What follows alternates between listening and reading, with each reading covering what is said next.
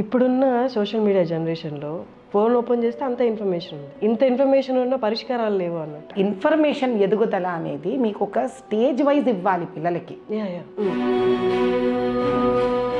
ప్రపంచవ్యాప్తంగా ఉన్న జనరేషన్స్ని పాడు చేస్తున్నారు వాళ్ళు. చాలా మందికి ఉన్న సమస్య ఏంటి అంటే ఎలా హ్యాండిల్ చేయాలి రిలేషన్షిప్స్ లైఫ్లో. Relationship is an emotional requirement. Tell me no what is this relationship. మేము వెస్ట్రన్ కంట్రీస్లో వాళ్ళు బతకట్లేదా పెళ్లి చేసుకోకుండా, పిల్లల్ని కనకుండా? ఈరోజు మీకు తెల్లతోలు ఉన్నవాడు యోగా అంటే నచ్చుతోందా? ఈరోజు తెల్లతోలు వాడి మెడిటేషన్ అంటే మీకు నచ్చుతోందా? మీరు మీరు వెంటనే కళ్ళు మూసుకోండి. మీకు అదే నేను కళ్ళు మూసుకుంటే నాకు ఎలా వస్తుంది ఇది? ఇంత డబ్బులు పెట్టి ఈ దర్శనం బుక్ చేసుకొని ఇక్కడ డివోషన్ ఎక్కడుందమ్మా? ఇది మీరు కూడా నాకు ఒక పెద్ద ప్రశ్నే వేశారు నిజంగా చెప్పాలంటే. ఇది తప్పో ఒప్పో మళ్ళీ ప్రేక్షకులు విన్న వాళ్ళు తిరిగి మళ్ళీ మన వరకు రావాలి. అని ఒకటి సాధించండి అమ్మా. ఇప్పుడు నేను అడగబోయే క్వశ్చన్ మీరైతేనే కరెక్ట్గా చెప్పగలరని ఇప్పుడు నేను ఈ క్వశ్చన్ అడుగుతున్నాను. లివ్ ఇన్ రిలేషన్షిప్లో ఉంటున్నారు, వెళ్ళిపోతున్నారు, దీని మీద మీ అభిప్రాయం చెప్పండి అమ్మా. పరిష్కారం కూడా చెప్పండి. Please don't talk. మనకంటూ ఆత్మాభిమానం ఉండక్కర్లేదా తల్లి? Should you not be chosen? Should you not be chosen? మీకు విషయం తెలుసా? అన్నిసార్లు అనుభవించి వదిలేసిన తర్వాత I'm really living a life where I'm enjoying every bit of it. యజ్ఞము వరల్డ్ సిటీలో అసలు ఏంటమ్మా అసలు అది? మీకు వ్యతిరేకతలు ఏం రాలేదా అక్కడ? చాలా వచ్చాయి. వ్యతిరేకత అంత పెద్ద స్వరూపాన్ని దానికి నేను ఇవ్వలే. ఫస్ట్ మీరు మంచి చేయడానికి వచ్చినా వాళ్ళు దాన్ని స్వాగతిస్తారా? అమ్మ స్థానం తీసుకున్నాక పిల్లలు తినను అని మొరాయిస్తారని అన్నం పెట్టడం మానేస్తుందా అమ్మ? వా, మంచితనంతో పాటు నీకు కొంచెం పవర్ కూడా ఉండాలి అనిపించిన సిచ్యువేషన్స్ ఉన్నాయా? I may also get in to political career. చాలా ఇన్స్పైర్ అయిన leader. Hello views, welcome to iDream media. ఈ మధ్యకాలంలో నేను ఒక వీడియో చూశాను. ఆవిడ గురించి నాకు అసలు ఏమీ తెలియదు. ఆ వీడియో చూస్తూ అసలు స్క్రోల్ చేస్తూ ఒక క్షణం ఆగాను అనమాట.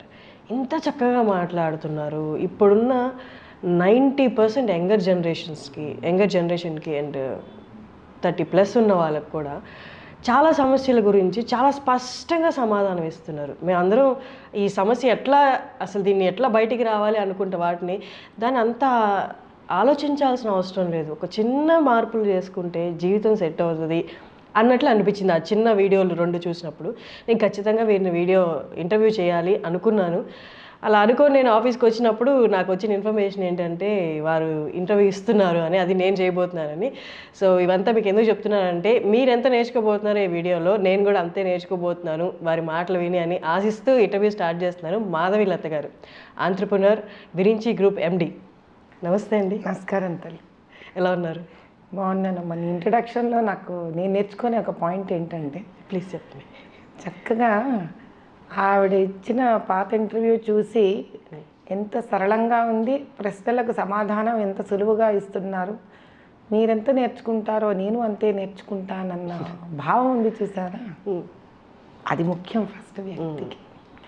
అది ఉన్నప్పుడు రిసీవింగ్ ఎండ్ బ్రెయిన్లో ప్రతి డోర్ ఓపెన్ అవుతుంది. ఎగ్జాక్ట్లీ అది కావాలి. బట్ ఇప్పుడున్న సోషల్ మీడియా జనరేషన్లో ఫోన్ ఓపెన్ చేస్తే అంత ఇన్ఫర్మేషన్ ఉంది, అంతా ఉంది, కానీ అందులో నాకు ఏది కావాలో నాకు తెలియదు. నేను మొత్తం చూస్తున్నా, ఆ మొత్తంలో ఏది ఇంప్లిమెంట్ చేసుకోవాలో నా లైఫ్లో నాకు తెలియదు. అన్ని బుక్స్ అవైలబుల్ ఉన్నాయి, సోషల్ మీడియాలో అంతా అవైలబుల్. బట్ ఇదంతా పెద్ద కన్ఫ్యూజన్ అయిపోతుంది. పర్టికులర్ సమస్య వచ్చేసరికి ఇంత ఇన్ఫర్మేషన్ని ఎలా ఇంప్లిమెంట్ చేయాలన్నది తెలియదు మాకు. మా జనరేషన్స్కి అసలు తెలియదు. ఆ సమస్య పట్టుకొని డిప్రెషన్ అనే దారిలో వెళ్తున్నామే. కానీ మీకేమనిపిస్తుంది ఇంత ఇన్ఫర్మేషన్ ఉన్న పరిష్కారాలు లేవు అన్నట్టు? సరే, మీకు ఒక చిన్న విషయం చెప్తాను. ఇప్పుడు మీ వయసు నాకు తెలియదు, కానీ మీరు చిన్నతనంలో మీ అమ్మగారు సామాన్యంగా మధ్యాహ్నం భోజనంలో ఏమి వండేవారు?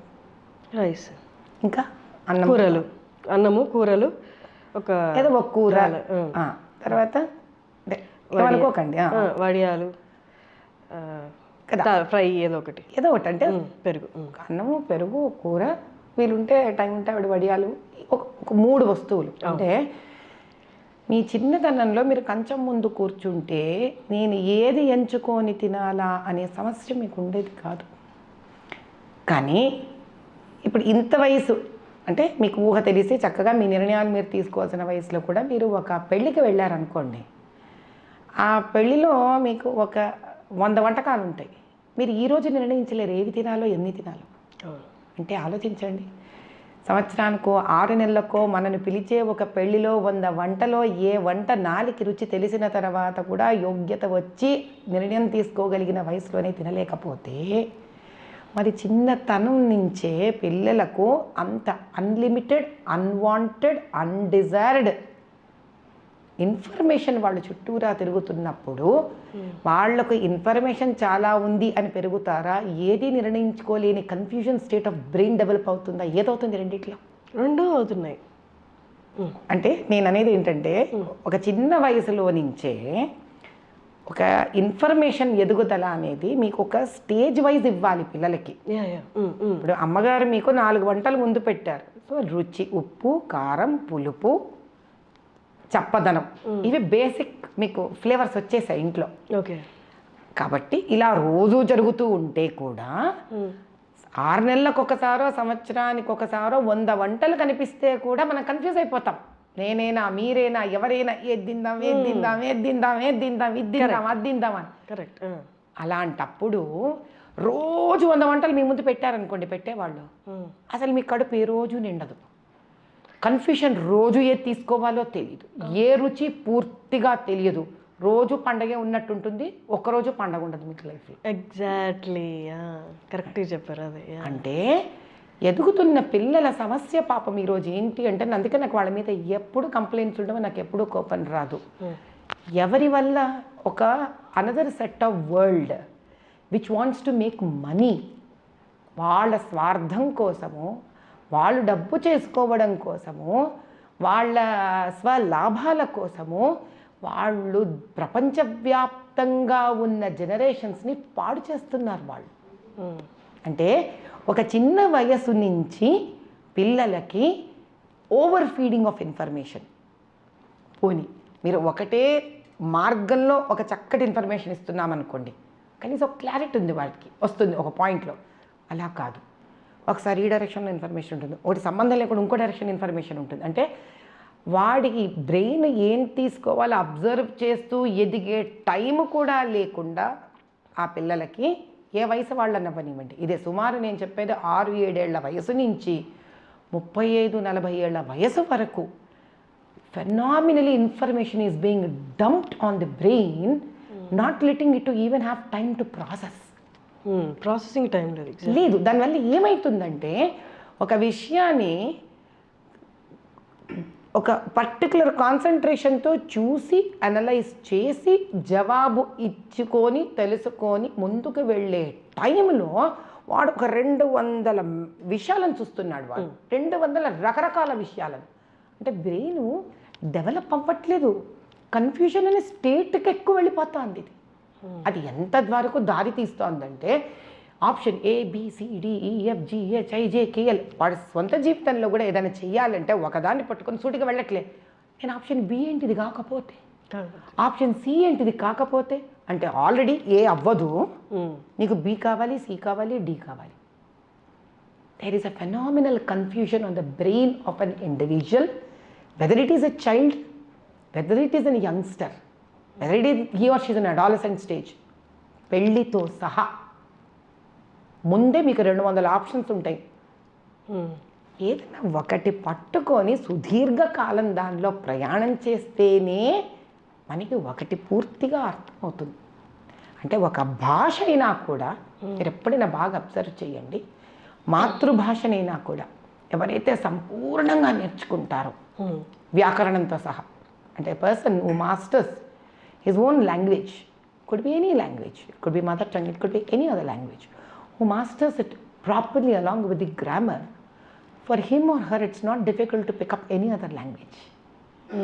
కానీ ఏ ఒకటి కూడా మనం సంపూర్ణంగా నేర్చుకోలేదనుకో తల్లి, ఏది నేర్చుకోవడం ఎలాగో తెలియదు, కాన్ఫిడెంట్గా ప్రజెంట్ చేయడం ఎలాగో తెలియదు. ఇక్కడ మల్టీ టాస్కర్ని నేను, నాకు ఎట్ ఏ టైం 4-5 టాలెంట్లు ఉన్నాయని ఫస్ట్ నుంచే అనిపించుకోవాలని మీరు అన్నట్టు ఒకటి పూర్తిగా నేర్చుకుంటే మిగతావి ఆల్రెడీ వచ్చేస్తాయి అన్నది మర్చిపోయి మీ ఈ generation at the first step నుండే నేను మల్టీ టాస్క్ అని అనిపించుకోవాలన్న ఆతృత ఎక్కువ ఉంది. అంటే వాళ్ళ గురించి ఆశించే వాళ్ళు కూడా అలా ఆశిస్తున్నారు కదమ్మా. ఇప్పుడు పుట్టిన బిడ్డకి ఏం తెలుస్తుందమ్మా, నేను మల్టీ టాస్కర్ అవునో కాదో. వాళ్ళ మీద ఆశలు పెరిగిపోవట్లే విపరీతంగా. ఎవరికి? తల్లిదండ్రులకా? మరి నాకు తెలియట్లేదు. స్కూళ్ళకా, ఫ్రెండ్స్కా, టీచర్లకా? పిల్లల యాక్టివ్నెస్కి పిల్లల అగ్రెసివ్నెస్కి తేడా తెలియట్లేదమ్మా ఎవరికి. Being active is very different from being aggressive. Very different actually. అగ్రెసివ్నెస్సే కనిపిస్తుంది పిల్లలకు ఉన్నది ఈ కాలంలో అగ్రెసివ్నెస్ అమ్మా, యాక్టివ్నెస్ కాదది. యాక్టివ్ చైల్డ్ అంటే ఎవరు? యాక్టివ్గా వినేవాడు, యాక్టివ్గా గ్రాస్ప్ చేసేవాడు. Active is an alert state. నేను నిద్రపోతూనో మబ్బుగానో ఉండకుండా మనం చెప్పేదాన్ని తీక్షణంగా పట్టుకొని అలర్ట్గా ఉండి నేర్చుకొని గ్రాస్ప్ చేసుకొని రీప్రొడ్యూస్ చేయగలగడం is active state. Aggressive state ఏంటి? ఇది చెయ్యకపోవడం, ఆవేశంగా ఉండడము, చెప్పేది వినకపోవడము, కాన్సన్ట్రేట్ చేయకపోవడము, గబుక్కని చేసేయడము, అల్లరిగా ఉండడము, అలానే ఏదైనా వెంటనే పట్టేసుకోవడము, వెంటనే మర్చిపోవడము. తల్లిదండ్రులకి ఈ కాలంలో పిల్లలు హైపర్ యాక్టివ్గా ఉండడం అనే పదం ఏదైతే ఉందో అది హైపర్ యాక్టివ్ అంటే it is nothing but it is an aggressive state of mind and body. They need to be calm down. అది అర్థం కావట్లా. మా అబ్బా చాలా యాక్టివ్ అమ్మా, చాలా యాక్టివ్ అమ్మ. చాలా యాక్టివ్ అనేది ఉండదు. That is a kind of a hyper state of mind. ముందు దాన్ని కామ్ చేయాలి మనం. దానికి ఏం చేస్తారు వీళ్ళు? దే థింక్ దట్ ఇంత యాక్టివ్ ఉంటాడే, అలా ఇజ్జదు అజ్జదు అజ్జదు, ఇది నేర్చుకో అది నేర్చుకో, క్లాస్లో ఫస్ట్ రావాలి అంటే వాడు ఆల్రెడీ ఆ స్టేట్, ఆ గర్ల్ కానీ బాయ్ కానీ ఒక హైపర్ స్టేట్ ఆఫ్ మైండ్ ఉంది వాళ్ళకి. దాని మీద మీరు ఇంకా లోడ్ వేస్తున్నారు, దాని ముందు కామ్ చేయకుండా. ఎక్స్పెక్టేషన్స్ మనకి డే 1 నుంచి ఎక్స్పెక్టేషన్స్. మనం అందరం నేర్చుకోవాల్సిన ప్రప్రథమంగా ఏం తెలుసా? Life is not about expectation, life is about process. ఆ ప్రాసెస్ ఎంజాయ్ చేయడమే తెలియట్లేదు. అసలు ఎలా ఎంజాయ్ చేయాలో తెలియదు. దీనికి ఏం కావాలి ఫస్ట్ అని అంటే, మనం ఏం చేసామని మనం ఎదుటి మంది నుంచి ఆశిస్తున్నాం. సపోజ్ నేను ఒక బార్బర్ షాప్లో పనిచేస్తున్నానమ్మా. నా కొడుక్కి నేను చదువు రాలేదు నాకు చిన్నప్పటి నుంచి. అది నేను ఎప్పుడు రియలైజ్ అవుతాను? నాకు 35 ఏళ్ళు వచ్చాక. నేను చిన్నప్పుడు రియలైజ్ అంటే నేను చదివేసేవాడినిగా. నేను రియలైజ్ అవ్వలేదు కదా. ఎందుకు రిలీజ్ అవ్వలే? నా చుట్టూరా వాతావరణం రియలైజ్ అయ్యే స్టేట్ లేదు. మా అమ్మ నాన్న చదువుకోలేదు, నాకు చదువుకోవడం మీద పెద్ద ఇంట్రెస్ట్ లేదు. నా కొడుకు నాకన్నా ఎందుకు పెద్దగా తేడాగా ఉంటాడు? నా కూతురు సరే, అప్పుడు నేను ఏం చెయ్యాలి? వాళ్ళ ఇంట్రెస్ట్ పెంచాలి. నేను కొడితే నువ్వు అన్నం తింటావా? నీకు రుచికరమైన అన్నం పడితే అన్నం తింటావా? లేదు. నీకు తినే శక్తి ఎంత ఉందో ఆ శక్తి పరంగా నీకు పెట్టుకుంటూ వెళితే నువ్వు అన్నం తింటావా? చదువు అనేది కూడా అంతే తల్లి. ఇప్పుడు ఏమవుతుంది? ఇంగ్లీష్ మీడియం స్కూల్లో వేసేసినంత మాత్రాన, పెద్ద పెద్ద స్కూళ్ళల్లో వేసి డబ్బులు ఫీజులు కట్టినంత మాత్రాన ఎందుకు వస్తుందమ్మా చదువు? అంటే మీరు ఏం చేస్తున్నారు? బాధ్యతను దులుపుకుంటున్నారు. దులుపుకునే ప్రాసెస్లో ఆ భారం మీరు మోస్తున్నారు. భారం అనే భారం వాళ్ళకు చూపిస్తున్నారు. They are already into state of stress. State of స్ట్రెస్లో వాళ్ళు ఏం చేస్తారు? మా జనరేషన్లో మాకు స్టేట్ ఆఫ్ స్ట్రెస్ ఉన్నప్పుడు మాకు వేరే పద్ధతులు లేవు, మాకు మీడియా లేదు కదా. సో మా అవుట్లెట్స్ ఎలా ఉండేవి?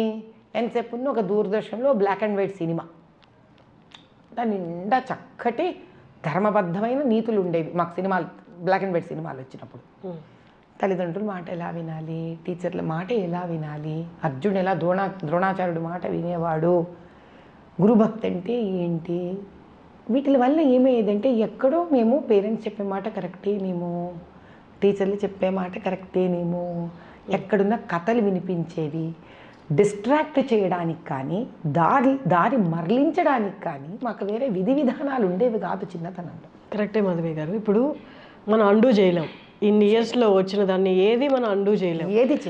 రైట్ నౌ అప్పట్లో ఉన్న పరిస్థితులు కొంచెం లిమిటెడ్గా ఉన్నాయి కాబట్టి మనం అలా పెరిగామని చెప్తున్నారు. కానీ ఇప్పట్లో అండూ చేయలేం కాబట్టి ఇప్పుడు ఇమ్మీడియట్గా ఈ స్టెప్ తీసుకుంటే ఇక్కడి నుంచి మార్పు స్టార్ట్ అవుతుంది అని చెప్పడానికి ఏదైనా స్టెప్ ఉందా? అద్భుతంగా ఉంది.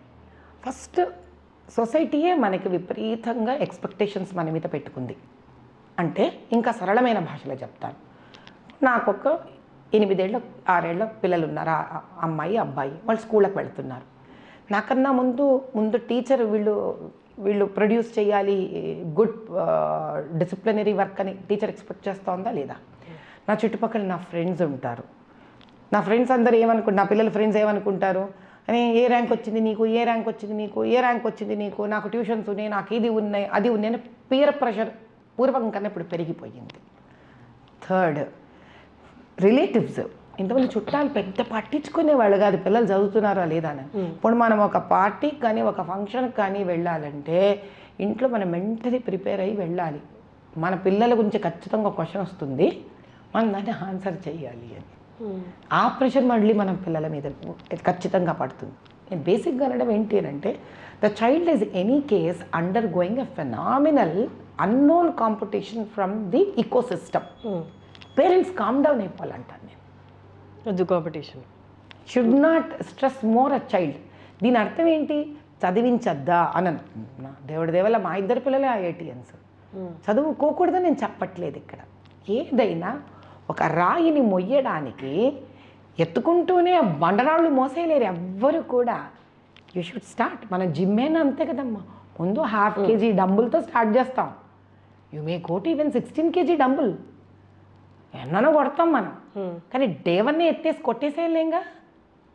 ఇది ఎవరికి అర్థం కావాలి? మన శరీరం మనకు అర్థం అవుతుంది, మన పిల్లలు ఎవరికి అర్థం కావాలి? మాకే కదా అర్థం కావాలి. ఫస్ట్ ఇది కావాలి. This kind of an understanding is very very very important for parents. ఇప్పుడు అదేమంటారు, కంచె చేను మేస్తే, నువ్వు కంచె వేసావు, ఆ కంచె వచ్చే చేనుని వేసేస్తుంది. మరి ఎవరికి చెప్పాలి చేను? తల్లిదండ్రులు కంచె లాంటి వాళ్ళు. అలానే ఏం చేస్తారు, no we're not interested to put our children into schools, there is lot of stress, IITలు, ఆ ఇంజనీరింగ్లు, ఆ మెడిసిన్స్ వద్దబ్బా అంటారు. మరి చదివే వయసులో పిల్లలు చదవని కూడా చదవకపోతే మరి ఏం చెయ్యాలి? బేసిక్గా what is very important is we have to be very closely attached to the child to help them to outburst their emotions. ఇది వరకు ఇమోషన్స్ చాలా పెద్ద వయసు వస్తే కానీ ఉండేవి కాదు. సరళంగా అలా సున్నితంగా ఉండి ఎప్పుడో పెద్ద కోపమో ఏడుపులో. అలా కాదు, పిల్లలకి అసలు ఎంత ఇప్పుడు ఆత్మాభిమానం ఉంది తెలుసా తల్లి. ఒక 4-5 ఏళ్ల పిల్లవాడిని నువ్వు ఇది వరకు జోకులు వేసేసేవాళ్ళు, ఇంట్లో మేనమామలు వాళ్ళు వీళ్ళు దులుపుకొని పోయేవాళ్ళం అందరూ. ఇప్పుడు అలా కాదు. మీరు 4 year oldని ఒక జోక్ వేసి చూడండి, వాడు కళ్ళు స్టేర్ చేస్తాడు. అంటే వాడికి ఎంత సెల్ఫ్ రెస్పెక్ట్. అది రెస్పెక్ట్ ఇవ్వాలి మనం, రెచ్చగొట్టకూడదు దాన్ని. కంపారిజన్స్ మానేసేయాలి. ఇదివరకు ఇళ్లలో పిల్లలందరూ ఒక్కలాగే పెరిగిపోయేవాళ్ళు, ఇప్పుడు అలా లేదు. ఫస్ట్ చైల్డ్ ఒకలాగా పెరుగుతున్నారు, సెకండ్ చైల్డ్ చాలా గారాబంగా పెరుగుతున్నారు. వీళ్ళిద్దరి మధ్యలో డిఫరెన్సెస్ పెరిగిపోతున్నాయి. మనకు తెలియకుండానే మనమే ఒక వర్ల్పూల్ క్రియేట్ చేసేస్తున్నాం. దీనికి ఏం చేస్తాం మనం? మొబైల్ ఫోన్స్ దీనికి తోడు ఒక పిశాచం అంట కడతాం వాళ్ళకి. ఎందుకని? At some point of time, ఇది నేను చాలాసార్లు రిపీట్ చేశాను, we ourselves want our own space. మనకు స్పేస్ కావడానికి కోసం ఏం చేస్తాం? వాళ్ళు ఇంకో స్పేస్కి పంపిస్తున్నాం. It is a conscious effort of a parent అమ్మా. ఎవరిని బ్లేమ్ చెయ్యను నేను, తప్పదు. అందుకే మీరు మెంటలీ ఫిజికలీ ఓపిక ఉన్నప్పుడే పేరెంట్ అవ్వండి. ఏం తొందరలేదు. మీరు పెళ్ళి తొందరగా కావాలంటే చేసుకోండి, చిలక గోరింకలుగా జమ్మని లైఫ్ బతికేసేయండి. కానీ తల్లి అవ్వాలంటే, ఎస్పెషలీ మదర్ మా, which is very very very important. ఇవ్వగలిగిందంతా ఆవిడే, లాక్కోగలిగిందంతా ఆవిడే. పిల్లల వయసు వదిలేద్దాం. ఇప్పుడు మేజర్గా చాలామందికి ఉన్న సమస్య ఏంటి అంటే, ఎలా హ్యాండిల్ చేయాలి రిలేషన్షిప్స్ లైఫ్లో. ఏ ఒక్కరికి ఇప్పుడు నాకు తెలిసి ఉన్న జనరేషన్లో ఒక రిలేషన్షిప్పే స్టార్ట్ చేసి ఒక రిలేషన్షిప్తోనే ఎండ్ అయిపోయి వాళ్ళే ఫర్ ఎవర్గా ఉన్న సిచ్యువేషన్స్ లేవు. అండ్ ఇంకొకటి ఏంటంటే, వాళ్ళల్లో ఈ స్ట్రెస్ బిల్డ్ అయిపోయి ఇంకా నాకు పెళ్ళొద్దు. వెస్ట్రన్ కంట్రీస్లో వాళ్ళు బతకట్లేదా పెళ్లి చేసుకోకుండా, పిల్లల్ని కనకుండా? ఉంటాం మనం కూడా అలాగే. అబ్బాయికే అమ్మాయి అవసరం, అమ్మాయికి అబ్బాయిలు అవసరం లేదు. మీరు దీన్ని ఎలా చూస్తారు? చక్కటి క్వశ్చన్స్ వేశారు అసలు మీరు. I come back to again the same statement. నిండుగా ఉన్న కుండలో మీరు కొత్త నీళ్లు వేయగలరా? Relationship is an emotional requirement. Relationship is an emotional requirement. అంటే నిలకడగా ఉన్న ఒక ప్రేమ అభిమానాలతో చక్కగా ఆత్మీయతతో నిలకడగా ఉన్న ఒక కుటుంబంలో ఎప్పుడు ఒక టెంపరీ రిలేషన్షిప్కి మైండ్ పరిగెత్తదమ్మా. నాకు ఒక జీవితానుభవం చెప్తాను. నేను రామకృష్ణ మఠంలో ఒకసారి ఇట్లనే ఐ వాజ్ టేకింగ్ అది పర్సనాలిటీ డెవలప్మెంట్ అండి ఏమన్నానండి. 9వ క్లాస్ ఆడపిల్లలందరూ కూర్చొని ఉన్నారు. ఏమనిపించిందో అందులో ఒక అమ్మాయి ఇంటికి వెళ్ళాక యూజువలీ నా ఫోన్ నెంబర్స్ ఇచ్చేస్తాను పిల్లలకి, నాకేం తేడాపడదు, వాళ్ళకి అప్పటి వరకు ఇస్తాను. పాపం ఆడపిల్లలు ఇంటికి వెళ్ళిపోయి కొంతమంది నాకు బెడ్రూమ్లోకి వెళ్ళి ఫోన్ లాక్ తెచ్చేసుకొని వచ్చి ఫోన్ చేస్తుంటారు నాకు. అమ్మాయి ఇలా ఫోన్ చేసింది నాకు. ఫోన్ చేసి మా ఇంట్లో అంతా చాలా డిస్టర్బెన్సెస్ ఎక్కువ అయిపోయినాయి అమ్మా, మా అన్న ఏమో ఏదో రిలేషన్షిప్లో ఉన్నాడంట, వాడెంత బోడిగాడు, వాడు ఇంటర్మీడియట్ సెకండ్ ఇయర్, ఇప్పుడు వాడు ఇంటర్మీడియట్ ఫస్ట్ ఇయర్ నుంచి వాడో రిలేషన్షిప్, వాడికి వాడో కళ్ళు కూడా తెరవలేదు ఇంకా సరిగ్గా. ఆ పిల్లేమో నేను ఎవరో పాపం క్లాస్మేట్ బుక్ తీసుకుందో ఇచ్చిందో ఏమో దీని పరిస్థితి, వాడు మగపిల్లవాడు. ఇప్పుడు ఇంకా పేరెంట్స్ ఎలాంటి స్టేట్లో అయిపోయినారంటే, వాడేమో ఆజాన్ భావుల్లో 6 అడుగులు ఉన్నాడు వాడు అప్పటికే కొడుకు. సో వాడిని ఎక్కువ తిట్టి కొట్టి చేయలేరు, ఎందుకంటే అది మీకు సైకలాజికల్ బ్యారియర్ ఉంటుంది. ఇంత ఉంటే పిల్లల్ని ప్యాటర్న్ కొట్టేస్తా కానీ పిల్లలు వాడిని తెచ్చామని కొట్టని చూద్దాం, మీకు చేతైతే కొట్టరు. ఇదేమో ఆడకూతురు, దీన్నేమో తిట్టి దీని రూమ్లో పెట్టేసి లాక్ చేసి, ఎందుకంటే వాళ్ళకి ప్యానిక్ ఫియర్ పెరిగిపోయింది వాళ్ళకి. వాడేమో ఏదో ఐఐటి ప్రిపేర్ అవ్వాలి అంట, వాడేమో మానేశాడంట, ఇక నేను ప్రిపేర్ అవ్వను అన్నాడంట. ఆ ఇంట్లో గందరగోళానికి ఆ పిల్ల ఎంత డిప్రెస్ అయిపోయిందంటే ఏడుపు నాకు ఫోన్ చేసి. నేను అన్నాను, తల్లి నేను ఎంత చేయగలను నాకు తెలీదురా, నీకు వీలైతే ఒక్కసారి మీ అమ్మ నాన్న నా దగ్గర తీసుకొని రా అని చెప్పాను. ఇంకా కరెక్ట్గా నువ్వు నమ్మవు తల్లి, 2 నెలలు ఉందేమో ఫైనల్ ఐఐటి పరీక్షలకి. This is I'm talking 2023 exams నాన్న, ఓకేనా. మరి ఎలా కన్విన్స్ చేసుకుంటూ బ్రహ్మరాక్షసి బాగానే అమ్మని నాన్నని అన్నని పట్టుకొచ్చింది నా దగ్గరికి. పట్టుకొస్తే నేను అందరు చూసి హలో మాట్లాడి నిన్న అమ్మ నాన్న చెల్లెలు ముగ్గురు బయటకు వెళ్ళిపోయి కూర్చోడని మా బయట అవుటర్ లాన్లో కూర్చోబెట్టా.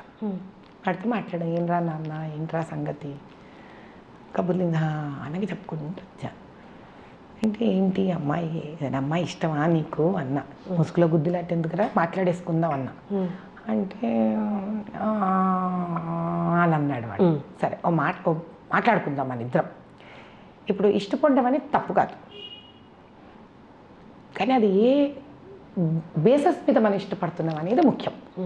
సరే ఓ పని చేద్దాం, మీ అమ్మ నాన్నతో నీకున్న ఇబ్బంది ఏంటి, అర్థం చేసుకోరు మేడం, సతాయిస్తూనే ఉంటారు, ప్రెషర్ పెడతారు, నేను చదువుకుంటూనే ఉన్నాను కదా. ఓహో ఓకే, మరి మీ నాన్నగారు ఏమైనా ఫీజు కడుతున్నారా అంటే ఫీజు కడుతున్నా, ఎక్కడైనా పెద్ద కాలేజ్లో, కాలేజ్ పేర్లు ఏముంది లేదు, అన్ని వసతులు ఇచ్చారు, కానీ అర్థం చేసుకోవట్లే వాళ్ళ నాన్న. Very good. మా అమ్మ కూడా అప్పుడప్పుడు మా నాన్నకే సపోర్ట్ చేస్తుంది. ఓకే, సో బేసిక్గా పేరెంట్స్ అన్నీ ఇస్తున్నారు కానీ అర్థం చేసుకోవట్లేదు నేను. ఇది 17 ఇయర్స్ కదా వాడికి. సో వాడికి ఊహ తెలిసినప్పటి నుంచి ఇది వాడి ఫీలింగ్. ఈ అమ్మాయి ఎప్పుడు పరిచయం అయిందిరా నీకు అని అడిగాను.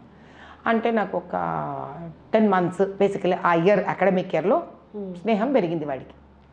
ఓకే, అయితే పని చేద్దాం నాన్న, ఇప్పుడు రేపొద్దున నువ్వు ఈ అమ్మాయిని బేసిక్గా ఎందుకు ఇష్టపడతారు ఒకళ్ళనొక్కళ్ళు ఏ వయసులో అయినా, ఇలా ఇష్టం పెరిగి పెరిగి పెరిగి, ఎందుకంటే ఒకళ్ళనొకళ్ళు అర్థం చేసుకున్నారు, ఫ్రీక్వెన్సీస్ మ్యాచ్ అయ్యాయి కాబట్టి మన అమ్మ నాన్న మనం అర్థం చేసుకోలేదు, వీళ్ళెవరో మనం బాగా అర్థం చేసుకుంటారని మనం అట్రాక్ట్ అయిపోతాం వెంటనే బేసిక్గా. కాబట్టి నిజమైన ప్రేమ కదరా ఇది, ఏడబోతుందిరా, మనకు కావాల్సిన రోజులు మన దగ్గరే ఉంటుంది, మనం వద్దనుకున్నాడే పోతుంది. ఇది ఓ పంచే ఆ అమ్మాయికి చెప్పు, చూడు రేపు పొద్దునైనా నేను నిన్ను పోషించాలి, లేదా నువ్వు హాయిగా నీ కాళ్ళ మీద నిలబడి నువ్వన్నా నన్ను పోషించాలి, మనం ఇద్దరు సెటిల్ అవ్వాలి కదా. ఓ పని చేద్దాం, మనం స్ట్రాంగ్గా లవ్ చేసుకున్నాం కదా ఇద్దరిని, ఈ ఎగ్జామ్స్ అయిపోయిన తర్వాత ఎగ్జామ్స్ అయ్యేదాకా, ఎగ్జామ్స్ అయిపోయిన తర్వాత నేను ఒక ఇంజనీరింగ్ చేసేదాకా నువ్వు నేను మాట్లాడుకోవద్దు, కలవద్దు. ఎందుకు, మన ప్రేమ మీద మనకు అంత నమ్మకం ఉంది కదా, నమ్మకం ఉంది కదమ్మా, మరి అంత ప్రేమించేశారు కదా, రిలేషన్షిప్ అంత స్ట్రాంగ్గా ఉంది కదా, మాట్లాడుకోవద్దు ఒకళ్ళనొకళ్ళు. ఎందుకు, నువ్వు ఆల్రెడీ చూసావు. ఇప్పుడు మీ అమ్మ నాన్న ఉన్నారనుకో, ఇప్పుడు 17 ఏళ్ల వయసు నీది, 17 ఏళ్ళగా వాళ్ళ ప్రేమ ఏమిటో నీకు అర్థం కాలేదు, వాడు నేను అర్థం చేసుకోవట్లేదు, మరి ఎవరో ఒకళ్ళని అర్థం చేసుకోవాలి కదా. అర్థం చేసుకున్నవాడు ఏం అర్థం చేసుకోవాలి, నీవు ముఖ్యమని అర్థం చేసుకోవాలి. నీ మనసు ముఖ్యమని అర్థం చేసుకోవాలి. అది మీ అమ్మ నాన్న అర్థం చేసుకోలేకపోయారు కాబట్టి కదా నీకు వాళ్ళు నచ్చట్లేదు. ఇప్పుడు ఈ అమ్మాయి అయినా నిన్ను అది అర్థం చేసుకోవాలి కదా నాన్న. That is how she stands different from your parents. ఏమ్మా, సో ఆ అమ్మాయికి చెప్పు, నేను నిలబడాలి కెరియర్లో, నాది ఎంత తన్ని కొడితే ఎంత వయసు నాది ఇప్పుడు నేను డిస్ట్రాక్ట్ అవుతున్నాను, మన ప్రేమ చాలా గట్టిది కదా, మనం ఒక 5 ఏళ్ళు మాట్లాడుకోవద్దు ఒకళ్ళతో ఒకళ్ళు. మాట్లాడుకోకుండా నేను బాగా సెటిల్ అయిపోతాను, సెటిల్ అయిపోయిన తర్వాత అప్పుడు మళ్ళీ మనం నిజమైన ప్రేమ అయితే మనం కలుసుకుందాము, మనం ఎంగేజ్ చేసుకుందాం, ముందుకెళ్ళిపోదాం. ఇప్పుడు ఒక నిమిషానికి అర్థం కాలేదు వాడికి. మాట్లాడకుండా ఎందుకు ఉండాలి? నిజమైన ప్రేమ కదరా అది. నువ్వు మాట్లాడినా ఉంటుందా రిలేషన్షిప్, మాట్లాడకపోయినా ఉంటుంది. ఎందుకు? అది ఎదుగుదల కోరుకోవాలి. రిలేషన్షిప్ ఏం కోరుకోవాలి? ప్రేమ ఏం కోరుకోవాలి? ఎదుగుదల కోరుకోవాలి. కానీ ఇక్కడ ఏం కోరుకుంటోంది? అది టైంపాస్ కోరుకుంటోంది. ఈ పిల్లకి వాడు టైంపాస్, వాడికి ఈ పిల్ల టైంపాస్. ఈ రిలేషన్షిప్లో ఏమైంది? వాడు ఐఐటి బాగా చదువుకోవాలి కదా, కానీ వాడు ఐఐటి పరీక్ష కూడా రాయనంటున్నాడు కదా. మరి ఇదేం రిలేషన్షిప్? ప్రేమ ధైర్యాన్ని కదా పెంచాలి, ప్రేమ మంచి కదా కోరుకోవాలి, ప్రేమ ఎదుగుదల కదా కోరుకోవాలి. మనం ఎందుకు ఐఐటి ఎగ్జామ్కి మొహం తిప్పేశావు?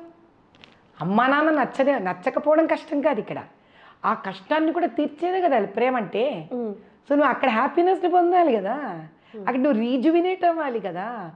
ఎందుకు డిప్రెషన్లో కడుతున్నావు అంటే దాని అర్థం ఏంటి? That relationship is not giving you happiness, it's not rejuvenating you. It is as good as your parents relationship today that you have understood. కనీసం వాళ్ళు చాకరీ చేసి డబ్బులు పోస్తున్నారు నీ మీద. నువ్వు ఐఐటి అని అయితే ఏం వెలగబడతావు వాళ్ళకి?